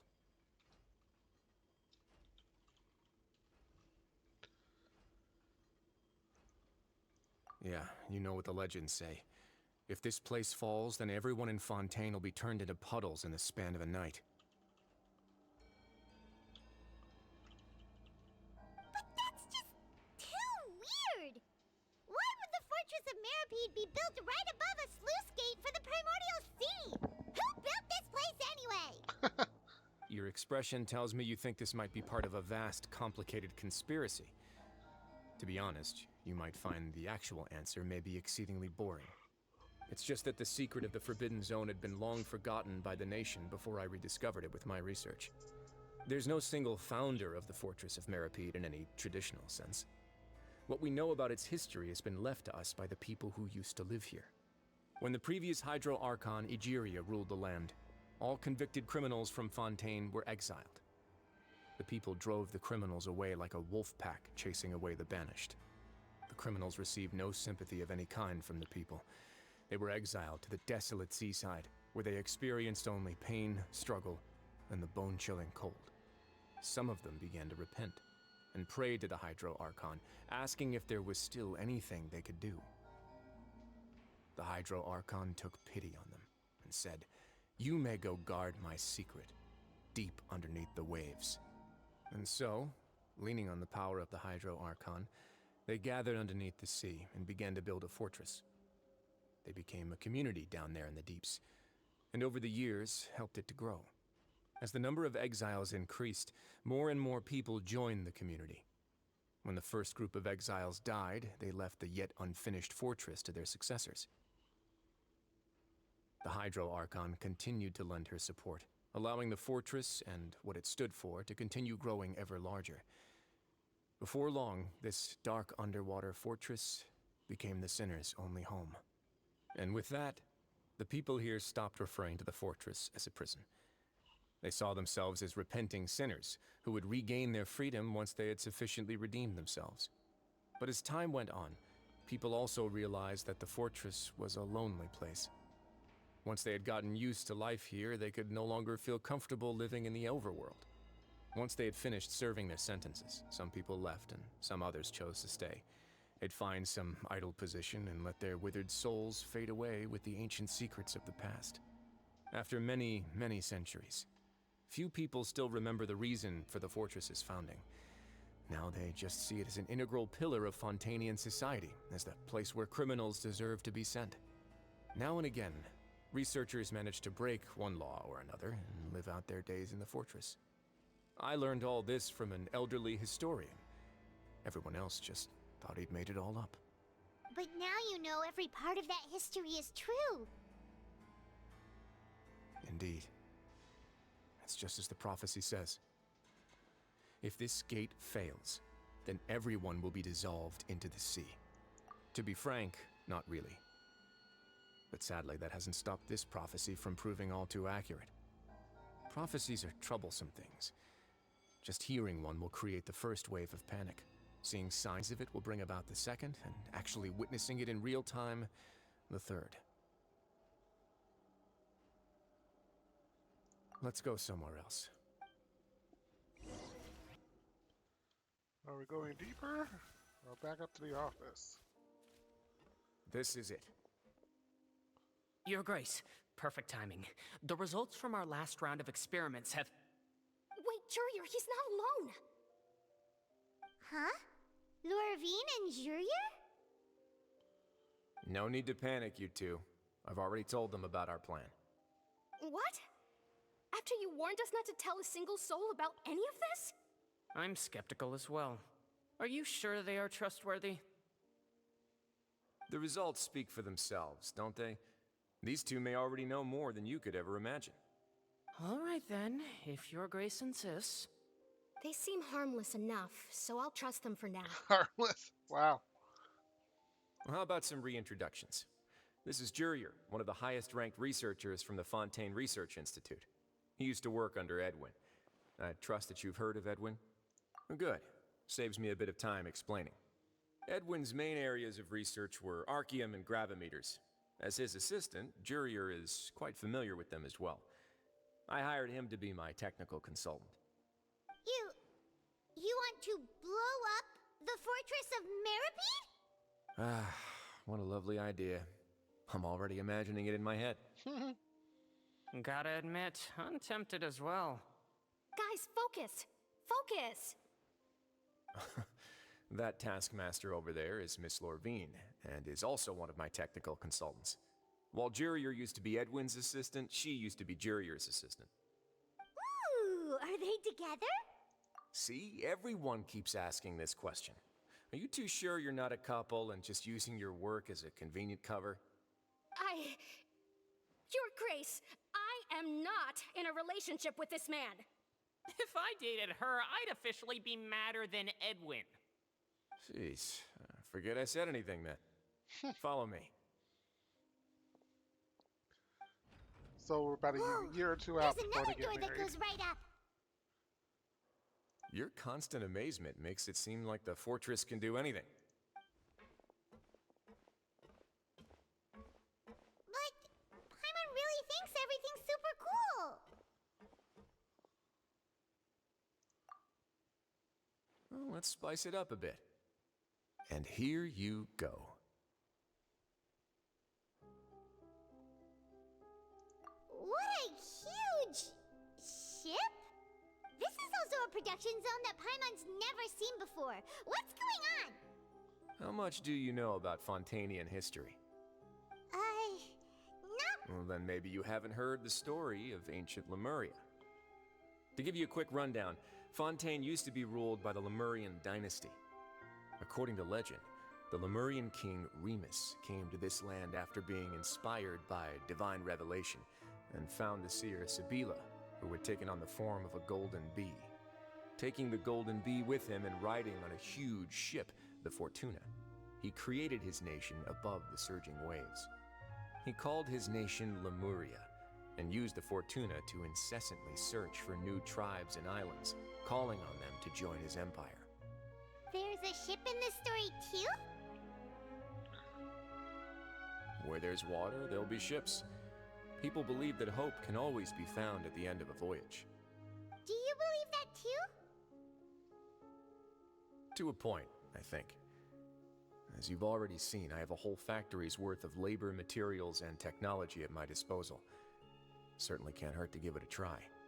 So the moment I began to speculate that the primordial sea might lie underneath the gate, I also began this project. Were you inspired by the legendary Fortuna? Maybe. Fontainians need something to hold on to cope with the impending disaster. Were the workers to find out the truth behind this ship, riots would destroy the fortress faster than any catastrophe. As the fortress's administrator, I'd never make such a reckless call. Alright, that's enough talking for now.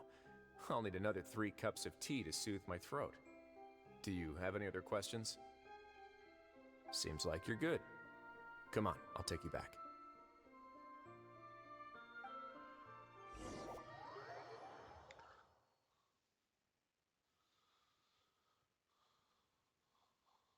I'll leave you here for now. Oh, thank you so much. No worries.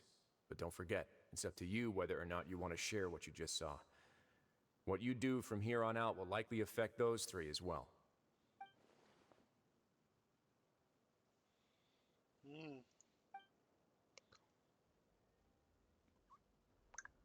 Yeah, we'll put a lot of thought into it for sure. Great. I look...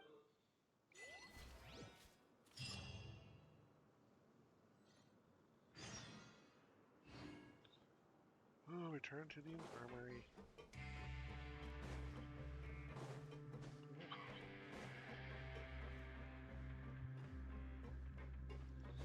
I'm inclined to tell. We're back! Welcome back. Do you want a cup of tea? How can you be so much like Risley, always drinking tea? Huh. Actually, now that you mention it, I just remembered something now. While I was sedated, I could still barely hear 2 people talking next to me. They were discussing everything, from the leaves, to the water, and even the teacups themselves. Must have been Risley and Sijwin. Yeah, I heard 1 male voice and 1 female, so it should have been the 2 of them. They really were just talking about brewing tea. I really can't make sense of this place. So, Traveler, Paimon, were you able to learn anything from Risley? Yeah, he explained everything. Very well. Then, would you mind checking your answers against my speculations? Yeah, I took the time to rest, so I'm feeling a lot more relaxed now. Nobody else is around, and Miss Sijuin is also busy with something or other. So let's just talk here. All right, then I'll posit my theories. I asked myself 3 questions. Firstly, why was Fremine affected by the primordial seawater? It was because he dove into the sea. My theory is, the long-lost primordial sea is probably very close to the fortress of Mirapede. Ooh, he's good. That's our Lenny. Secondly, Risley's attitude changed dramatically during the course of our stay here. He ignored us completely at first, then suddenly roadblocked us. Why? I spent quite a long time thinking about this. If he has been monitoring the Fatui since the very beginning, he probably ignored us at first because he was hoping we could find Master Child for him. What's more, the Fortress of Mirapede is not part of Fontaine's court system, nor does it report to Udex Nervulet. Risley is basically the king of a no-man's land. As long as the fortress doesn't do anything about Master Child's disappearance, Father can use it to pressure the Fontaine authorities. And while the 2 factions are pitted against each other, Risley will be free to move between the parties of interest. If I had to guess, he probably has something that he's working on himself. It's likely related to the secret of the infirmary, but I just can't think of what it could... You're super smart. Thanks so much. Then finally, there's the last question. If Risley does have a plan, what could it be? All I know for now is that his plan probably has something to do with the changing nature of the seawater. He's even gotten Cloran to help him out. That can't be the full extent of what he's doing. There's probably a secret passageway behind the block in the infirmary, and there's something big in the fortress that most people here never get to see. He has a bargaining chip, and it could be important enough for Father to deal with him directly. I don't have enough information, so I have no idea what his chip might be. But let me guess. You have the last piece of the puzzle.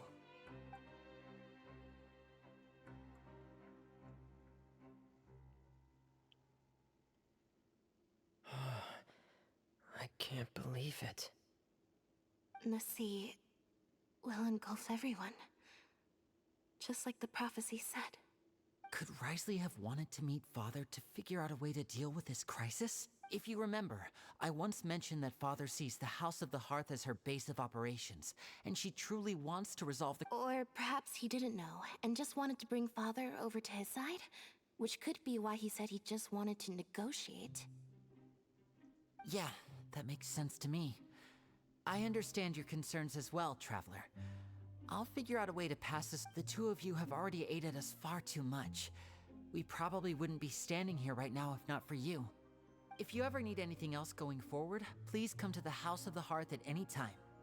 Though you may not share the sentiment, after all that we've gone through together, You have my gratitude. Thank you for protecting Lenny when it really mattered. And thank you for sharing the secrets of the fortress with... Why are you being so formal all of a sudden? Given your strength, you might not need our help at all. But if you are ever in danger... Aww, the sound of that makes Paimon feel all warm and safe inside.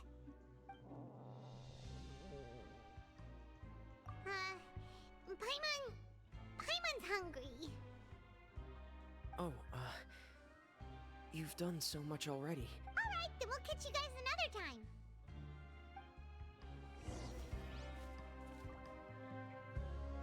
Oh, man. Did I even have a choice to not tell them?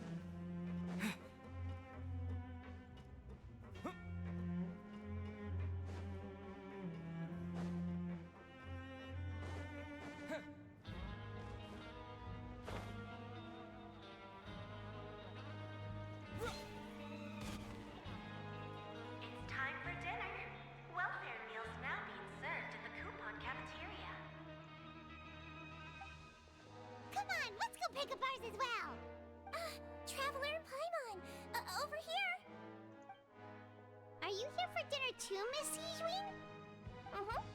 And I'm taking the opportunity to prepare Miss Cloran's dinner as well. Huh. You're right. What would you like to eat? Yep, you can. I've already talked to our chef, Mr. Wolsey. It's all on me today, so you can get whatever you'd like. Me too. Don't forget. No problem. Just leave it to me. I'm not sure I want the biggest portion of her food.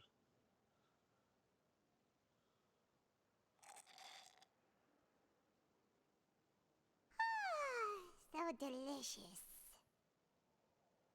Is this how it feels to be freeloaders? Wait a second, we did do plenty of work after all. Feeling full yet? How's the food? Delicious. I'm so glad to... Sijuin, do you do this to help your patients or to A bit of both, I suppose.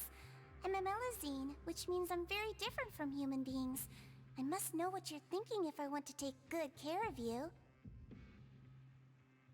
You're really good at taking care of people. Even though you're so short, you still talk and act like an older sister. Really? You're reminded of an older sister? That's great to hear. Oh, and what did you mean back in Risley's office? When you said that you were protecting Linny and his siblings as well? Oh, that. I just asked His Grace to look out for those children, especially that diver boy. I was getting a bit worried after hearing that something was wrong with the water. Thankfully, Glorand is very strong and managed to save him in the nick of time. His Grace also sealed the pipes after Glorand left, to make sure that Linny wouldn't impulsively chase after his brother. Although the path was blocked, we still stationed some guards there to stop anyone from approaching. They were instructed to only open the door once Miss Glorand had returned. Oh, and I was keeping an eye on Mr. Linny as well. We had to press him, but we couldn't allow him to be in any real danger. You were all super considerate and really thought everything through. It's just what we do down here at the fortress. At least this has been His Grace's style for as long as he's been the leader. Oh, I really wish Monsieur Nervula would come down here more often too. I feel like he'd like it here, with all the darkness and chaos. Get a good night's rest, you two. Yep.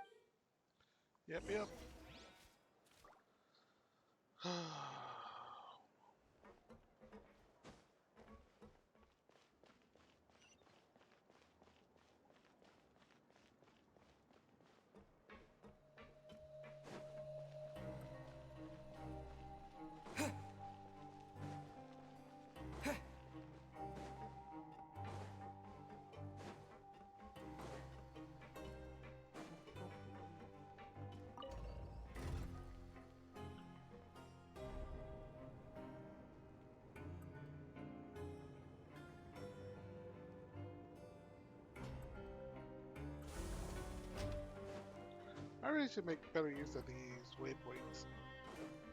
I always forget about which world I go to.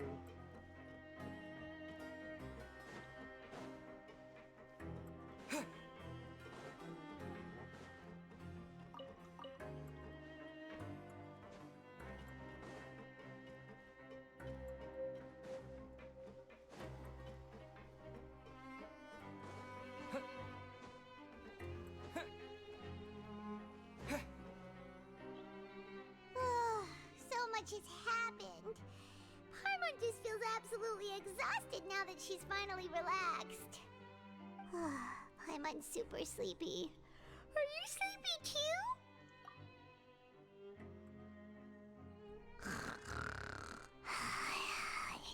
That's my bed. Short stuff. Really?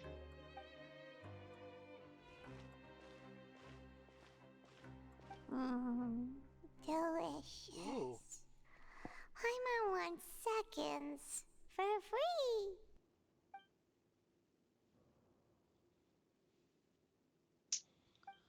Didn't know I was sharing a pad with Paimon. Huh? Out of my way! Get out of my way! What happened? Why is everyone running? No idea, but something must have happened.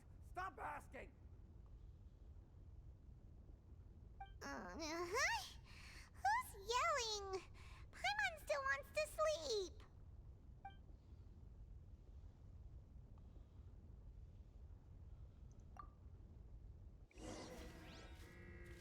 All right, here we go.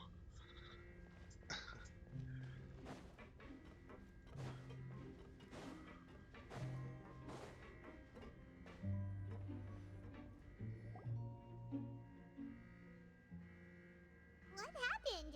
Why is everyone running around? Hey, what are you doing? No time to explain, mate. Goodbye. Hey, wait! What's wrong with these people? They won't even talk to us. They're here! Yeah, there you are! Oh, thank goodness! Quisto and Lavaroon, do you know what happened here?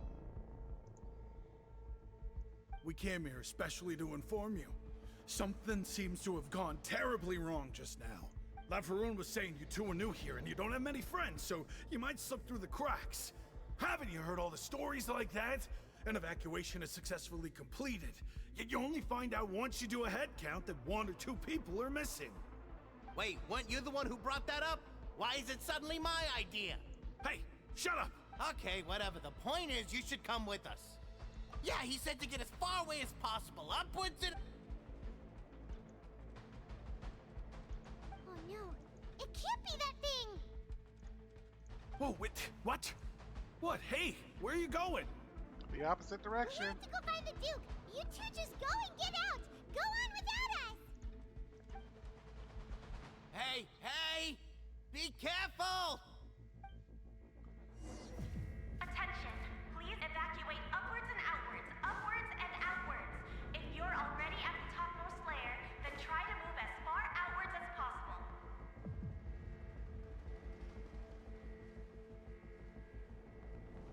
Attention! Please evacuate upwards and outwards. It's about to go down, down.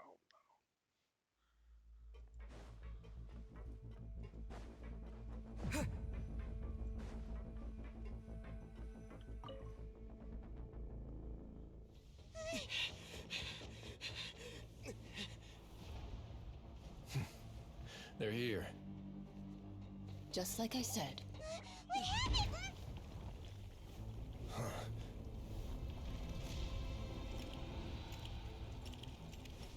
You're just in time. But be ready to run.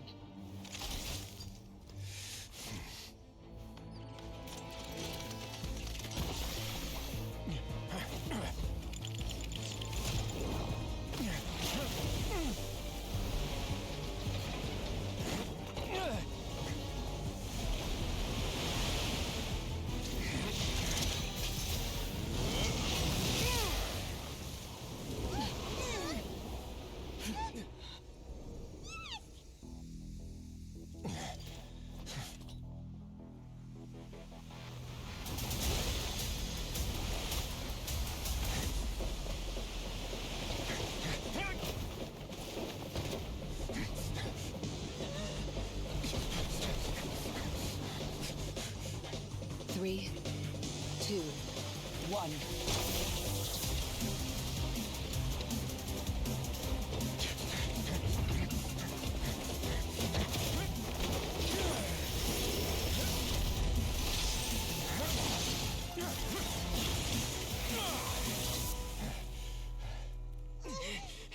This won't hold it for long. Find Neuvillette. Tell him the defenses are about to collapse. Then what will happen to you?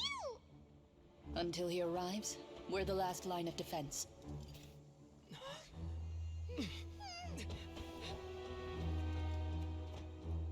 The gate. How long do you think it'll hold? That depends on us.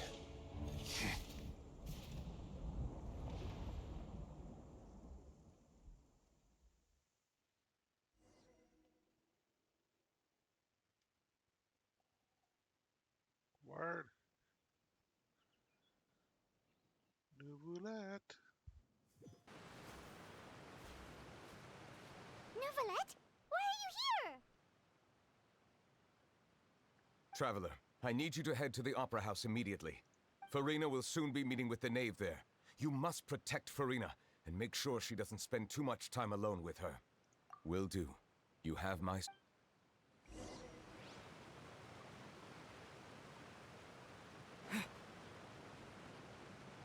That's interesting.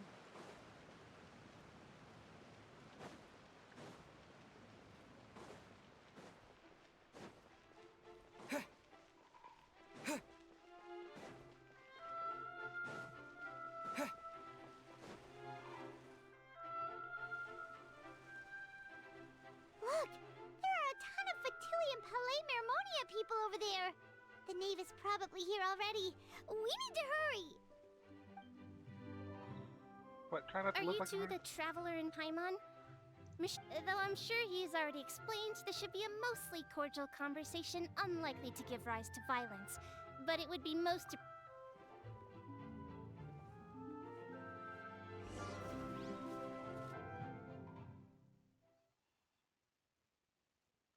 At last, I get to meet the knave.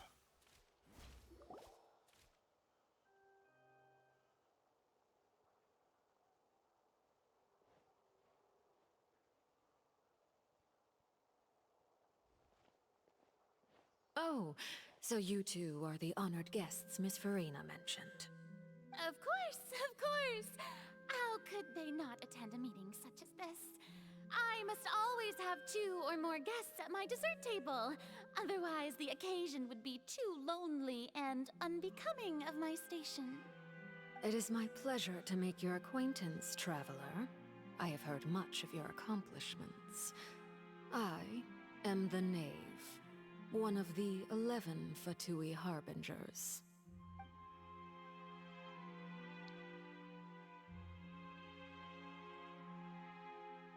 I've already prepared seats for you. Come, sit beside me. Perhaps you two are unaware of how Miss Farina and I do things. You see, we actually recently agreed to get together for tea when we had the time. See this? This is a limited type of confectionery that Miss Farina simply adores. There are only 16 slices sold every day. Here, why don't you and Paimon have a taste?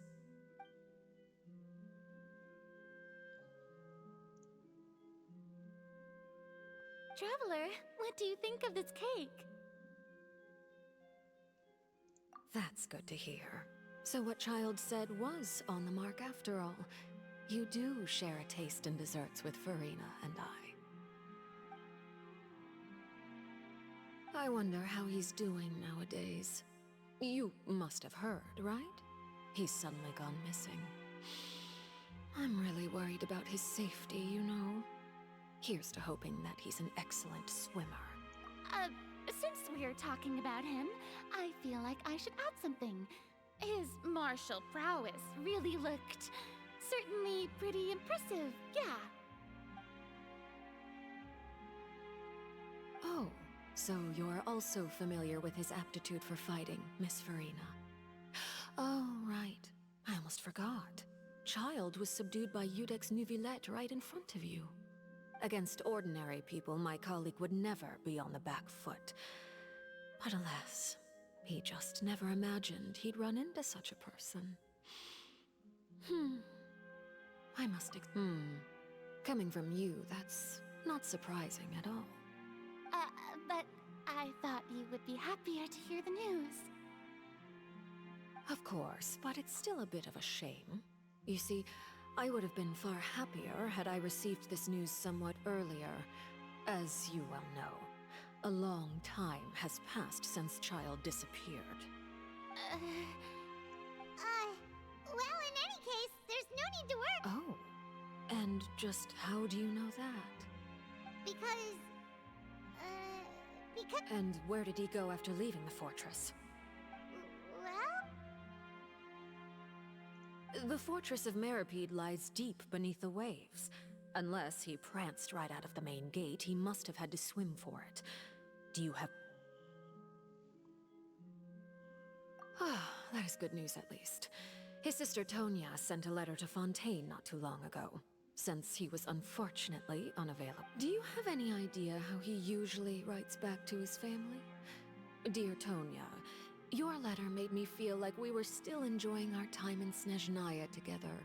I'm currently admiring the scenery on the streets in front of the Opera House. Is it something like that?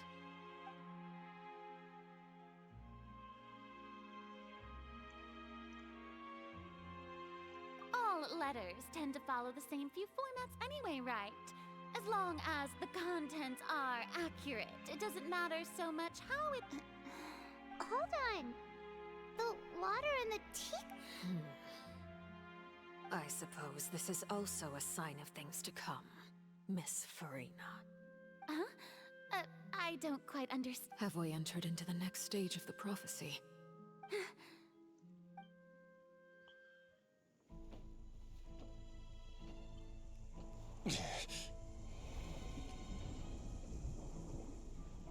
My thanks to you both. I will take it from here.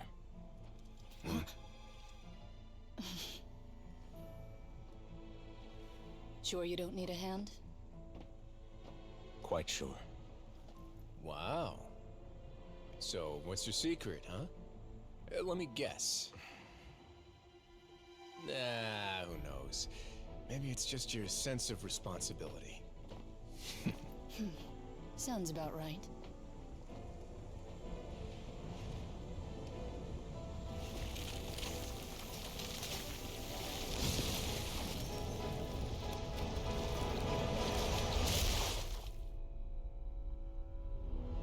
That's electromagnetic.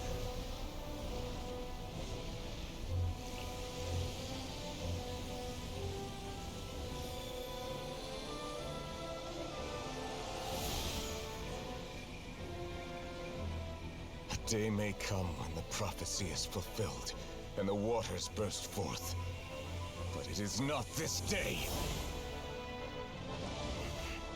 This ancient power could easily obliterate an entire race. A tsunami of fury would unleash endless catastrophe.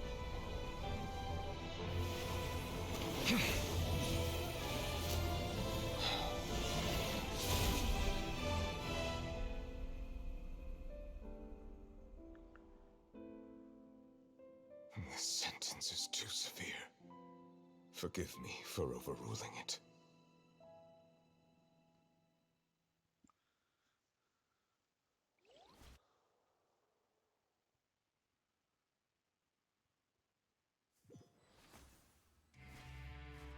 All right.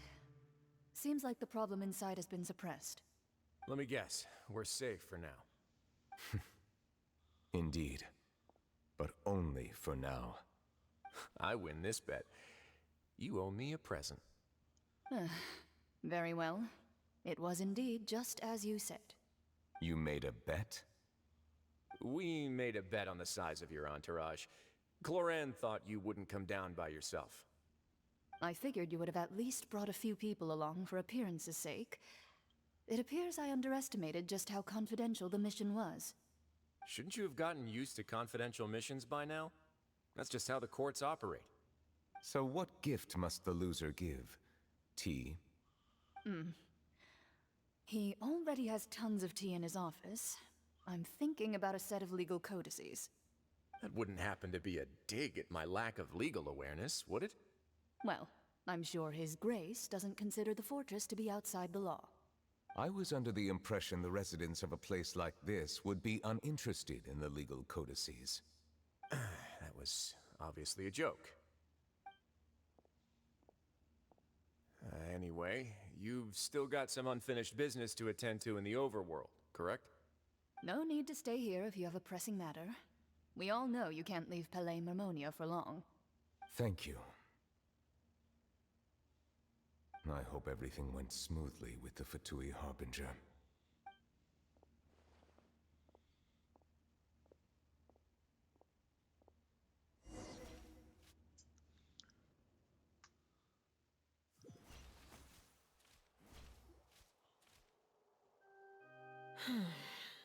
I must say, we've spent long enough playing house. Miss Farina, As the Hydro Archon, I am sure you understand the exact meaning of the phenomenon we just witnessed. Or should I say, that's what I originally thought. But looking at your expression, was I wrong? And you haven't a clue? What are you trying to say? At this point, I don't think there's any more need to speak as diplomatic representatives. Allow me to speak to you now as just a Fontainian. You know the prophecy by heart, and also that every part of it is being proven true. Yet, here you are relaxing, drinking tea, and eating desserts as if it's all nothing more than a few stray bugs in your garden. Do you really think that's acceptable? The prophecy's hanging above our necks like a guillotine. Every faction is looking for a way to either avert the disaster or save their own. Even the orphans of the House of the Hearth have devoted everything to saving their homeland. But you, it beggars belief just how nonchalant and carefree you have been. From the very beginning, you, the god Focalor, you have utterly failed to take action. You're wrong. I've never ignored the prophecy, nor have I just been passing the time in self-indulgence. Retract your accusation and stop doubting the wisdom of the gods with such absurd conjectures! I am not alone in my doubts, you know. All the children of Fontaine may be harboring the exact same thoughts right now. Oh, great Hydro Archon. How are you going to save them? Save us? How are the people you've sworn to protect supposed to survive in a land that will soon disappear beneath the waves? I have my ways, and I've been working on them for all this time. Even if you look down upon me, you have no right to judge me. Oh, trapped. Fontaine will be saved. Even if I still cannot see the true future right now, as long as I continue on as I am, I will be able to hold my head up high!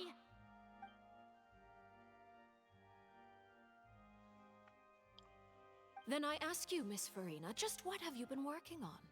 Where can we see it, and what is it doing to help?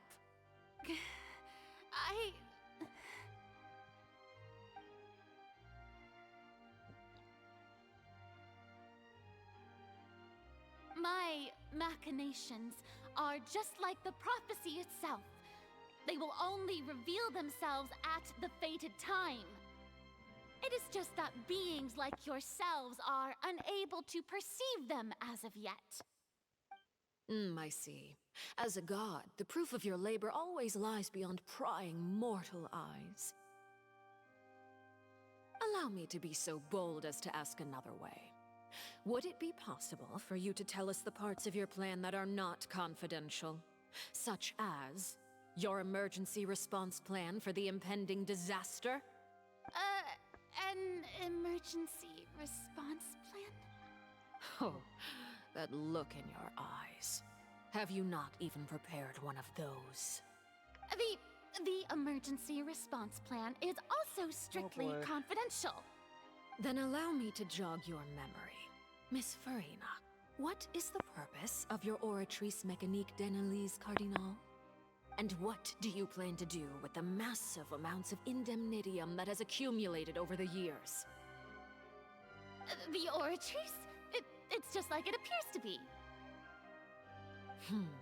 So you also have no idea. If I'm not mistaken, someone's using it to prepare for something. But unfortunately, it would seem that someone is not you, Miss Farina. I first caught wind of this when Linny tried to investigate the Oratrice in the Opera House. You see, even just getting close to the core contaminated him with an extremely large amount of indemnitium. But even if that had nothing to do with you, then what could you possibly be working on, oh great Hydro Archon? Oh, right. I almost forgot. Udex Nouvillette is not at the tea party with us today. Miss Farina, I suppose you must have ordered him away to take care of some troublesome business. Yes, that's exactly right. Please keep it a secret for me. Of course I will. Although, I must say, Miss Farina, you seem quite insecure without the Udex by your side. Oh, very well. Let's stop that conversation here. There are still a few slices of cake left, so please, help yourselves, everyone.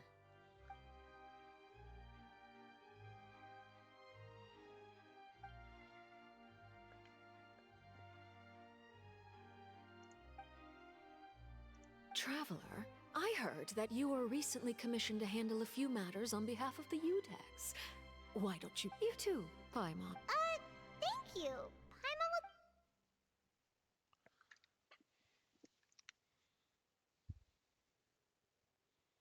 Oh, Paimon's super full. That cake was great.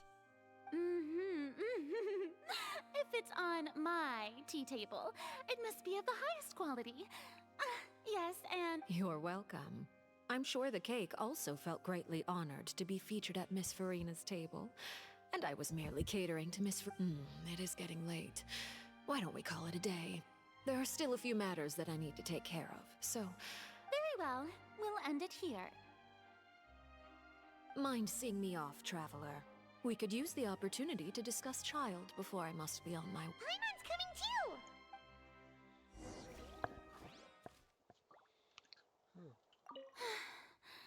The tea party turned...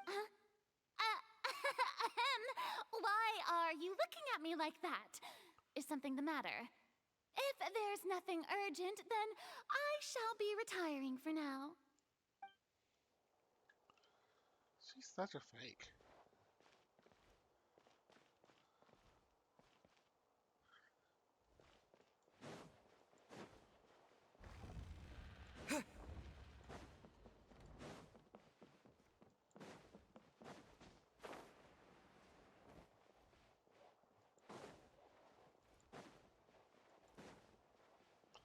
A ramp and steps. That's an interesting design choice.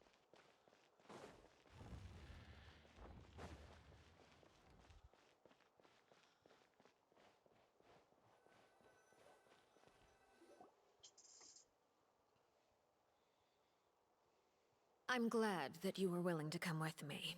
Of course, Child was just an excuse. I have no interest in your dealings with him. That's what Paimon thought.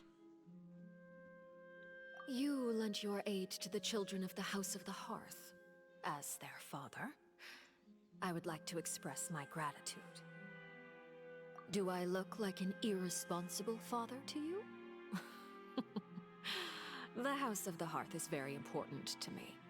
You should know that I care deeply about my children. That was all. Formal topics should be discussed in formal settings, and informal topics in informal settings. I know you just returned from the fortress of Meripede. Relax. I have no intention of trying to get anything out of you. Linny, Lynette, and Fremine are still there, and I trust their judgment and abilities. They've all been working very hard and have always done all they can to fight back against anyone who tried to stop them. Especially Lynn. You mean Wriothesley. He's a tricky one to deal with. It's unfortunate that Linny's so eager to prove himself that he can't learn to rely on others, including me. By the way, and you can just consider this a bit of idle gossip, but what's your impression of Farina?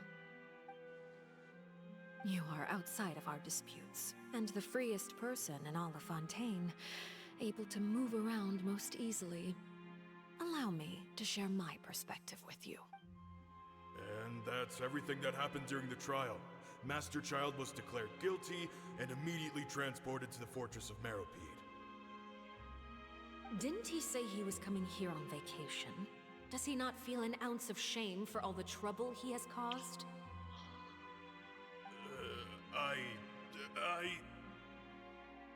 Forget it. He did give us an opportunity. I will be meeting someone shortly. Do you require help with any preparations? No need. I will take care of it myself. I need to meet with Farina, the Hydro Archon. She is at the heart of Fontaine. But what's fascinating about her is that she often seems more like a celebrity than a working Archon. Oh? Come over here, you little critter, you!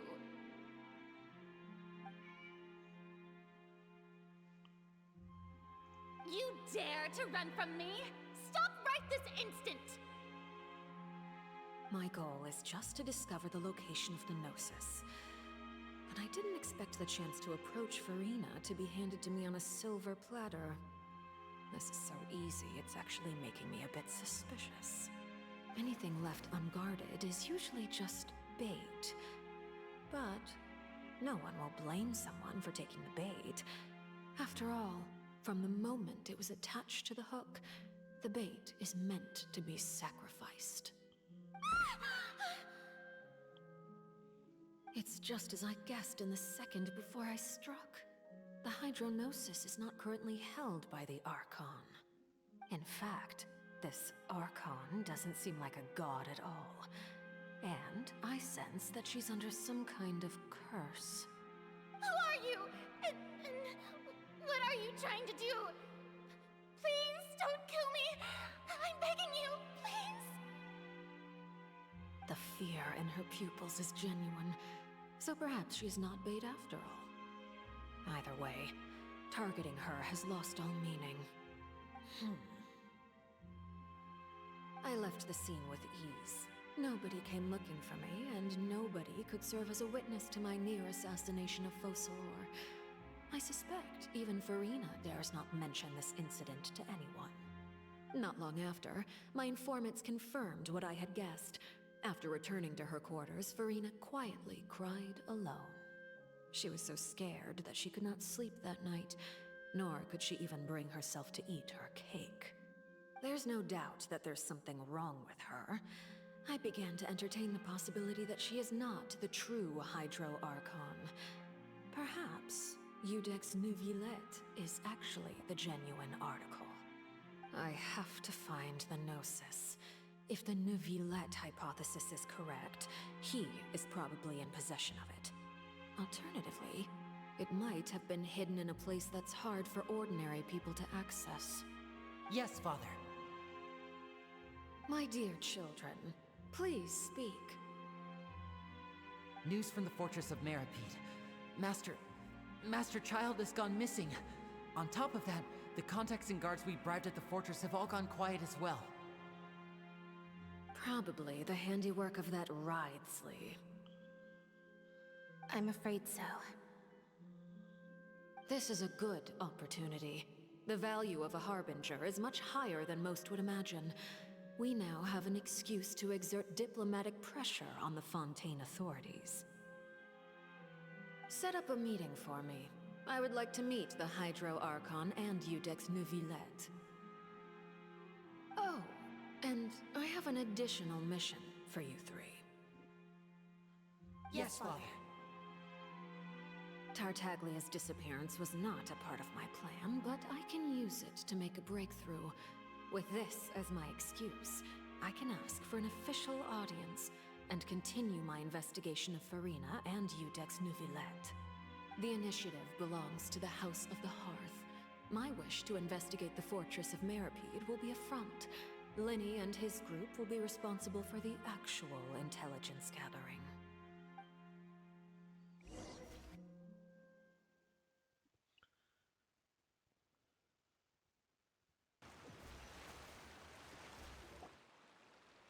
You should know the rest.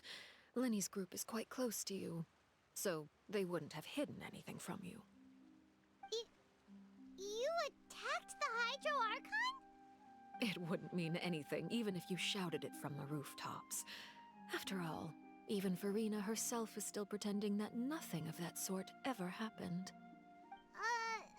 Alright then. I've now had 2 chances to enjoy tea with Farina. I have to say, the leadership of Fontaine is even more inscrutable than I had imagined.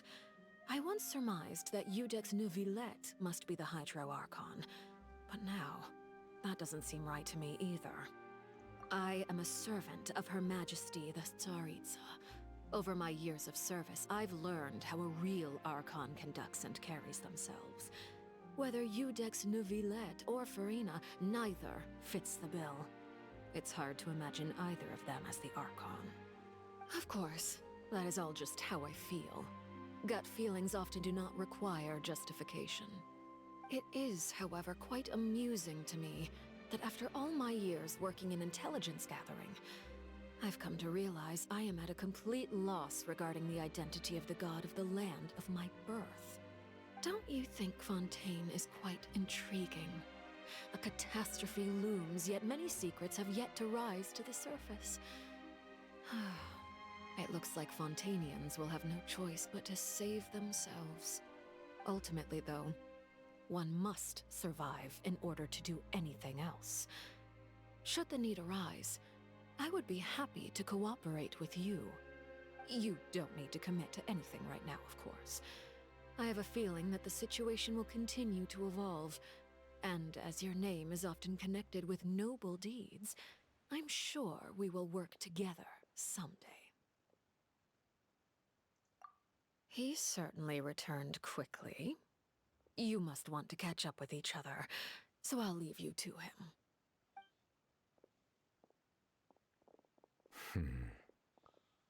Neuvillette, is it over? For now, yes. But this issue will prove quite thorny in the long term. I'm concerned that sooner or later the prophesized events will occur.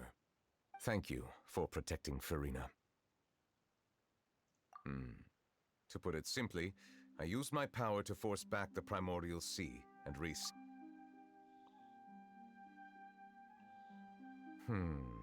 So as expected, the knave has turned up the pressure on Farina. She's trying to feel her out, though I'm still unsure as to her motives. Permission granted. Whoa. It can't be that you're the real Hydro Archon, right? You can't tell us? Then that's okay. We can talk about something else. We won't try to force you. You guys If by the phrase, you guys, you are referring to Farina and I, then although I'm not sure just what you are trying to imply, I must clarify that I do not share her positions on a multitude of topics. I believe so. The fortress has a long and complex history. It has seen much grief and suffering. And now, another catastrophe will soon be upon us. I mourn this turn of events. Huh? Why is it raining all of a sudden?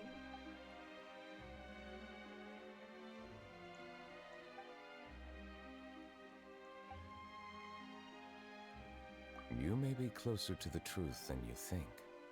Oh? And what are you thinking? The dragon of... what? Huh? Please do not be so surprised. Farina?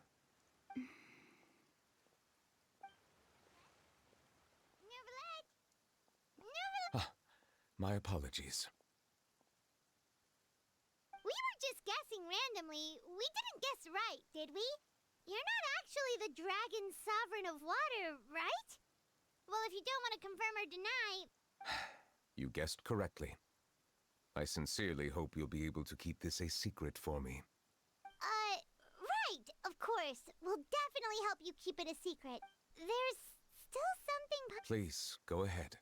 Well, if you are the dragon sovereign of water, and you were able to force back the primordial sea from the fortress, then since Fontaine's prophecy is all about seawater, couldn't you just use your power to solve the crisis? None of the currently living dragon sovereigns in the world, myself included, possess our full dragonhood. They say that when the first usurper arrived on Tivat, they seized a part of the dragon's power. Today, that stolen power is the basis of the Archon's authorities. There are 7 elemental Archons and 7 matching dragon sovereigns. The dragon sovereign of water who lived through that era perished a long time ago. As their successor, I know far less of that part of our ancient history. In any case, I believe I will not be able to do much unless the Archon disappears and returns their elemental authority to me. Given the status quo, however, I would recommend finding another way to deal with the prophecy. Oh, so even you can't solve it. I still have some urgent matters to attend to at my office. If you have any more questions regarding ancient history, you are welcome to discuss them with me at a later time.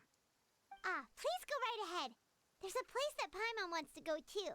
Traveler, why don't we pay another visit to the Fortress of Mir? We'll see you another time. Take care.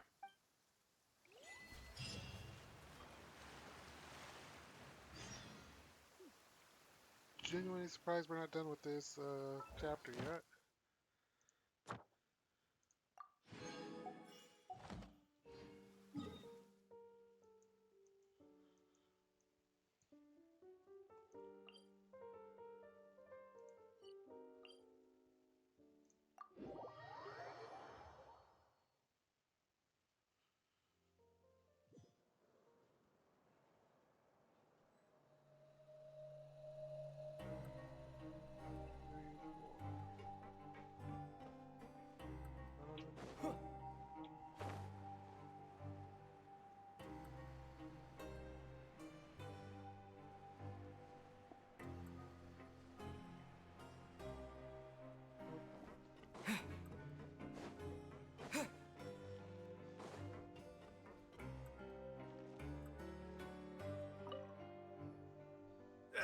You guys are back?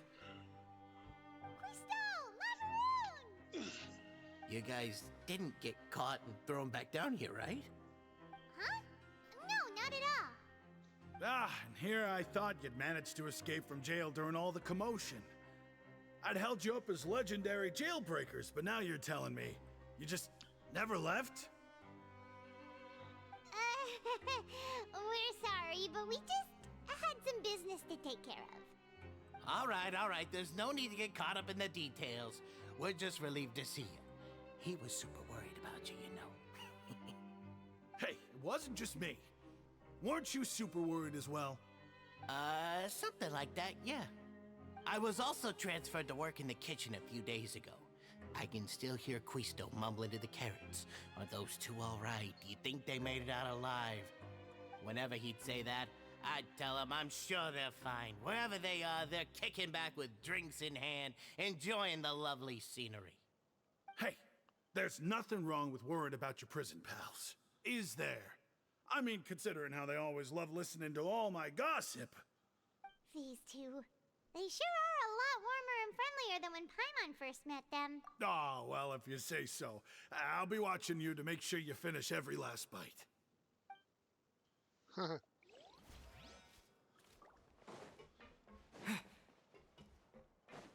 never get a handle on all this paperwork.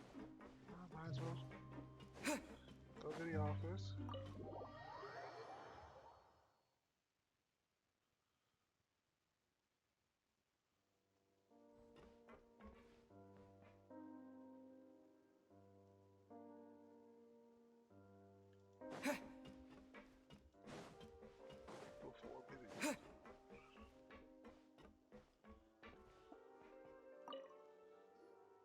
Courier?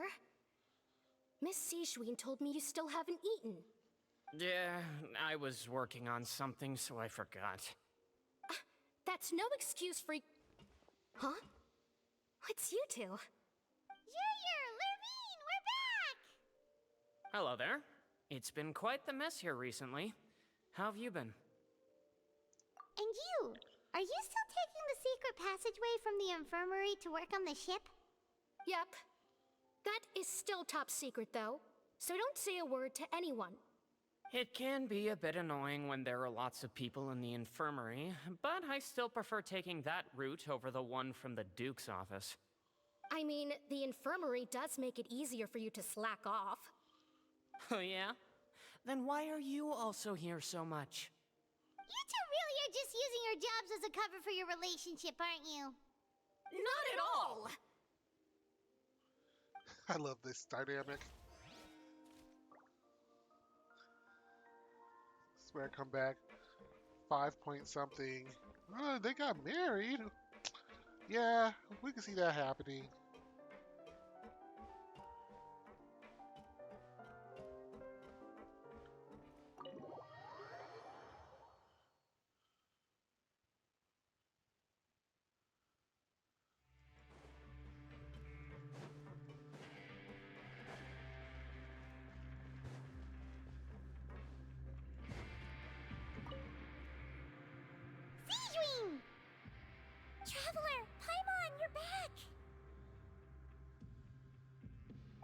still doing all right?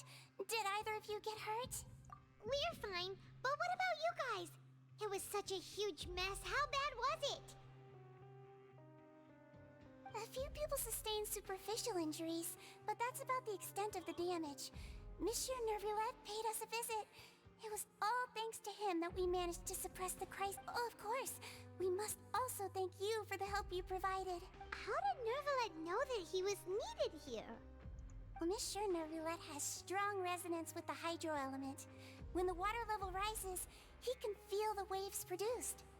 I ran into the bombshell bros while bandaging the injuries of the wounded. They were mumbling the whole time about how you just ran down without a word.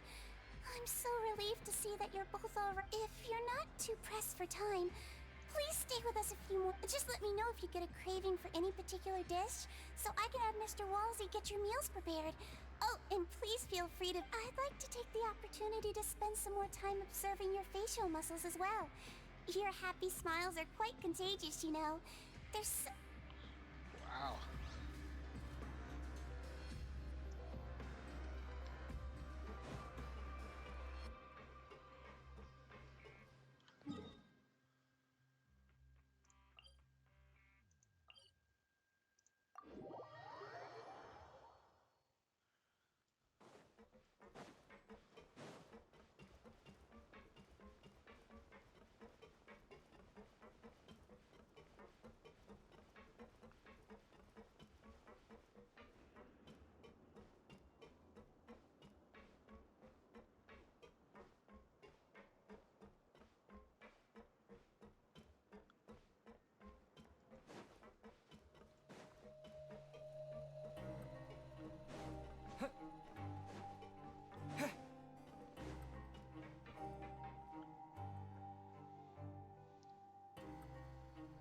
Now guess, what suit will this next card be?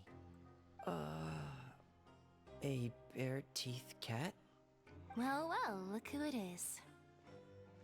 Traveler, Paimon. Hello, everyone. Looks like you're recovering nicely from it, eh? Mm-hmm. Thanks to everyone's support. Oh, right. I managed to work up the courage to thank Miss Clarant in person. Whoa, how did she react? She told me that it was nothing. It was as if saving a life wasn't a big deal to her at all. She also told me not to worry about it. She didn't want to stress you out, that's all. She's right, and it's best not to dwell on it. Yeah. Okay, but check this out. We went back to the Opera House and we met the knave. You met Father? Did she say anything to you? She said a few things that were, a bit hard to understand. And also that she's looking forward to working with us in the future. Her attitude towards you is even better than what we'd imagined. That's fantastic. You should believe her. She has her own way of doing things, and she'll do everything in her power to help those she considers close, which now might also include you. Mm-hmm. Father is very capable, and also trustworthy. Oh, Paimon just remembered that she thought Lenny was a bit too proud as well. She said that you should learn how to rely on others sometimes. Got it. That does sound like something that Father would say. Hey! Are you going to stay here for the next few days? Looks like it, yeah. Excellent. I will host a tea party. For real? Then I'm Paimon staying wants another in serving jail of cake. because I want to. Another implies that you were already served some delicious cake while you were up there. How lovely. Well, next time, you're going to have tea and snacks with us.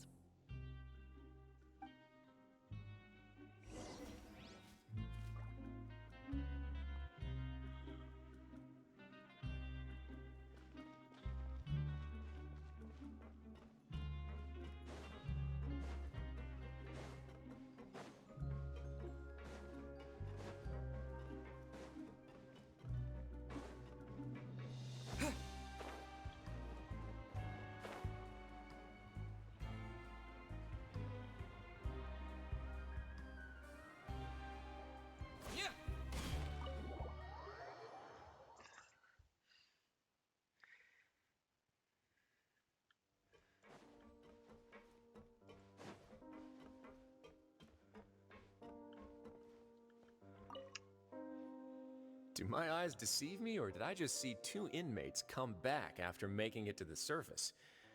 Some strange winds blowing of late.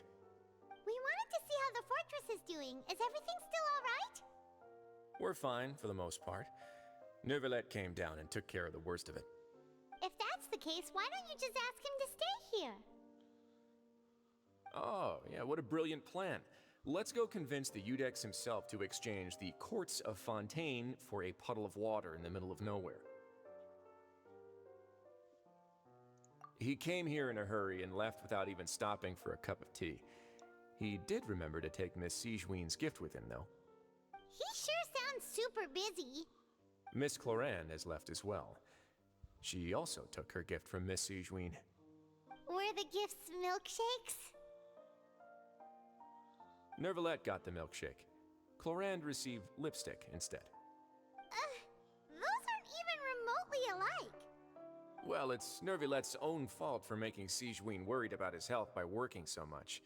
But besides that, our head nurse is still pretty fond of picking out beauty products for the ladies. Oh, and I have some gifts here for you as well. Are these from Sigewinne too? Nope, they're from yours truly. You've already wrapped up your work at the fortress, so you can return to the surface at any time. You haven't yet served your full prison term, however, so you may continue to use your cell until your term is up. For real? Then we could stay here for a really long time? You may access the cafeteria for free. Hooray! Just remember to come complete your paperwork once it's time for your release.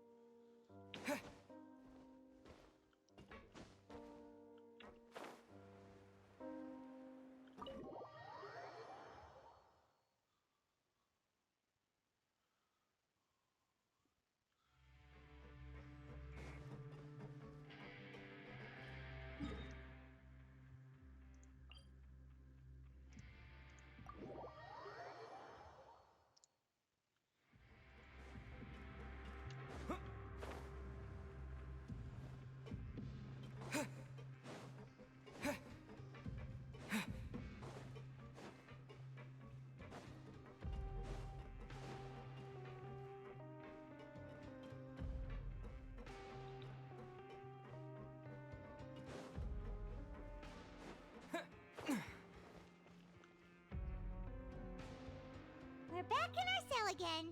We're no longer prisoners, though, so it really doesn't feel the same.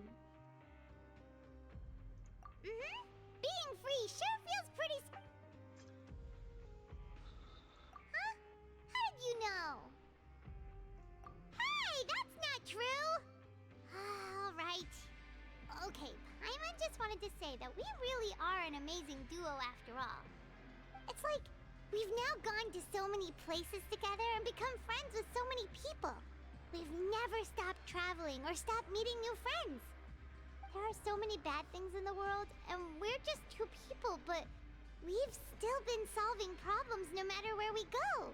Isn't that pretty cool? You're counting Paimon today? Aren't you the only adventurer here? Then let's ask Catherine to give Paimon an adventurer handbook as well. Paimon will also be an adventurer from today forward. Just our thoughts making Paimon giddy. Paimon's gonna crash, so you sleep soon too. The last time we fell asleep here, we woke up to a whole mess outside our cell. The primordial seawater nearly rose up. That was so scary. We should be safe now, right? All right then. Good night to you, traveler.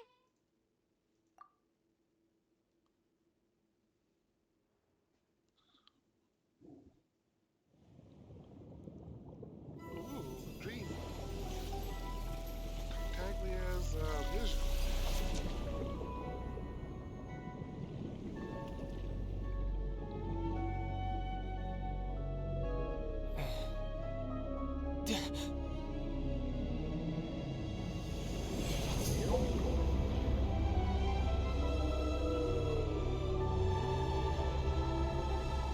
Oh, I don't know how I'm gonna beat up that thing.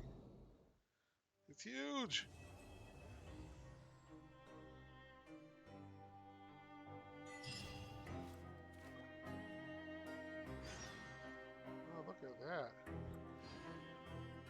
the next day.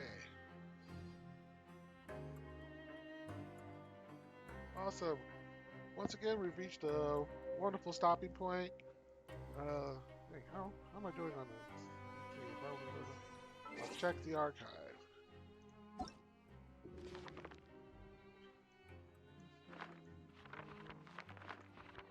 Travel log?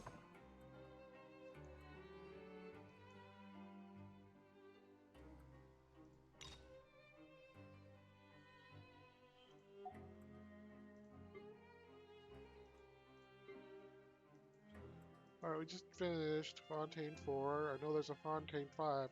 I don't know if there's a Fontaine 6 yet, so I might still be caught up on the Archon quest. That'll be exciting.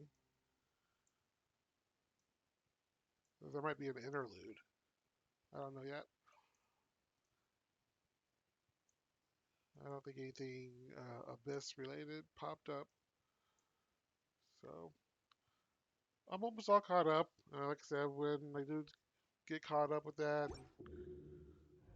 I'll probably take some time, switch games for a little while. Let's see what's going on. World of Warcraft's new expansion, or I guess the last patch before the expansion. So the transition from the Dragon patch to the Realm War Beneath or something is coming out.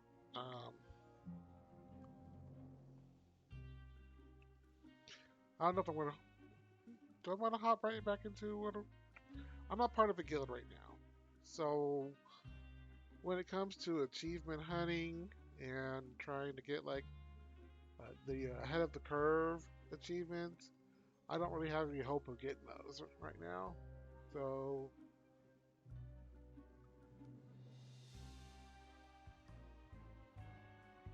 I might hop on, give you all a little bit more of the story and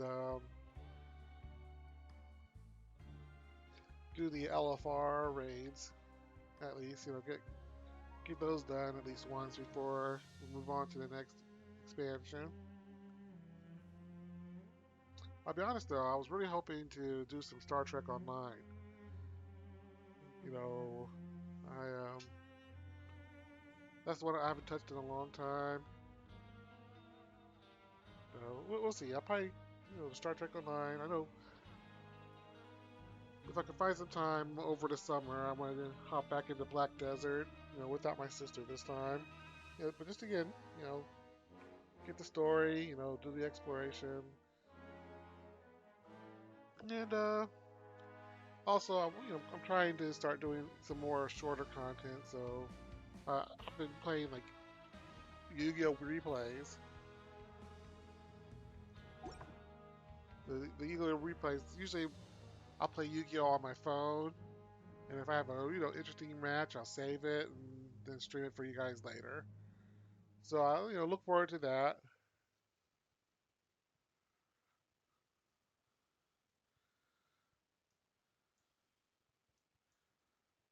Yeah, so look forward to more content coming my way. If you like what you've been seeing or just enjoy the Genshin Impact story with minimal commentary from me, give me a follow. If you like Yu-Gi-Oh, if I can get my sister to play with me on some other games, I bring her along too. That's always a lot of fun. So give me a like, follow, subscribe on YouTube, Twitch, or I guess Twitter. Um, I don't really do much on Facebook these days, so you don't have to worry about Facebook. But I technically do still have a page on Facebook, so you can also follow me on there. All the links are on my Twitter page, I think, or at least I think I have a link tree entry in there. That'll point you to all my links. So again, thank you to all those who came by, stopped by for a little bit, gave me a little time.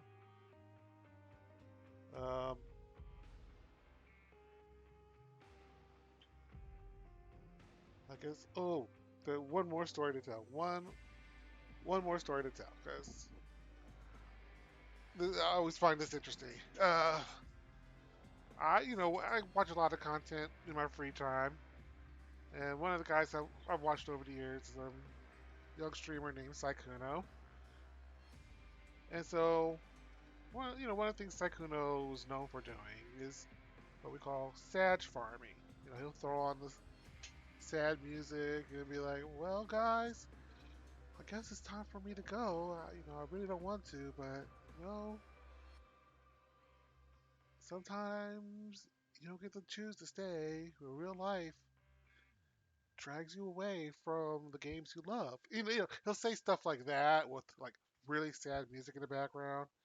And I was telling the family about it one day, and I decided to give them a demonstration. And they love it. It's like every time I'm at the table with the family, me, my wife, the five kids. We do a thing where we tell each other about each of the day. Hey, what did you do today? Positive, negatives. And when it comes to my turn, they're like, "Daddy, you got to put on the sad music, and you got to say it like you're doing the sad farming again." I'm like, I don't want to do that all the time. I want to mix things up, but every once in a while I'll do that. And it's like I'm kind of happy that part of the joy I get from the streaming community, I've somehow accidentally passed it on to the rest of the family. That makes me happy. And so they're gonna get older. Some of these VODs are going to be available to them. I try to keep the stream for the most part family friendly for that reason because someday they're gonna get on here and be like, "Ooh, this is Daddy's site. Let's see what he does." I don't want them to see or hear me doing anything that I wouldn't ask them or expect for them to do in real life. So, I do try to keep this stream as PG as possible. You know, which is why I do appreciate the occasional person who stops by and offers to let me check out their plus 18 sites, or I have to pass. I do appreciate all the promoters who want to, help me build up the channel. I'm doing this slow.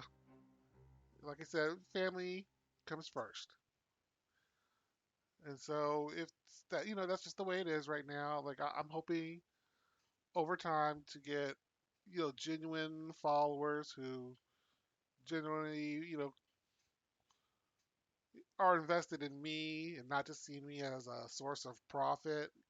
Like the people who want to sell me their services or people who want me to come visit um, their sites, and invest in them. So to those of you who do eventually follow along, thank you. I'm planning on doing this for a while. With varying levels of seriousness depending on what's going on in the family life. It's like I said, family first. This is for fun. I'm not, this isn't, career 2.0 for me. This is just something I do it for fun, and I enjoy sharing the fun I have with other people. So until, the next time I can get on, again, probably not until I finish this presentation at work. But until then, you know, have a good life, have a good week. Be good to each other. Remember, we're in a way we're all a community, even when we're far apart from each other. We have a shared humanity that at the very least should be respected. Good night, everybody. Have a good weekend and good week. This is Winlex the Prophet.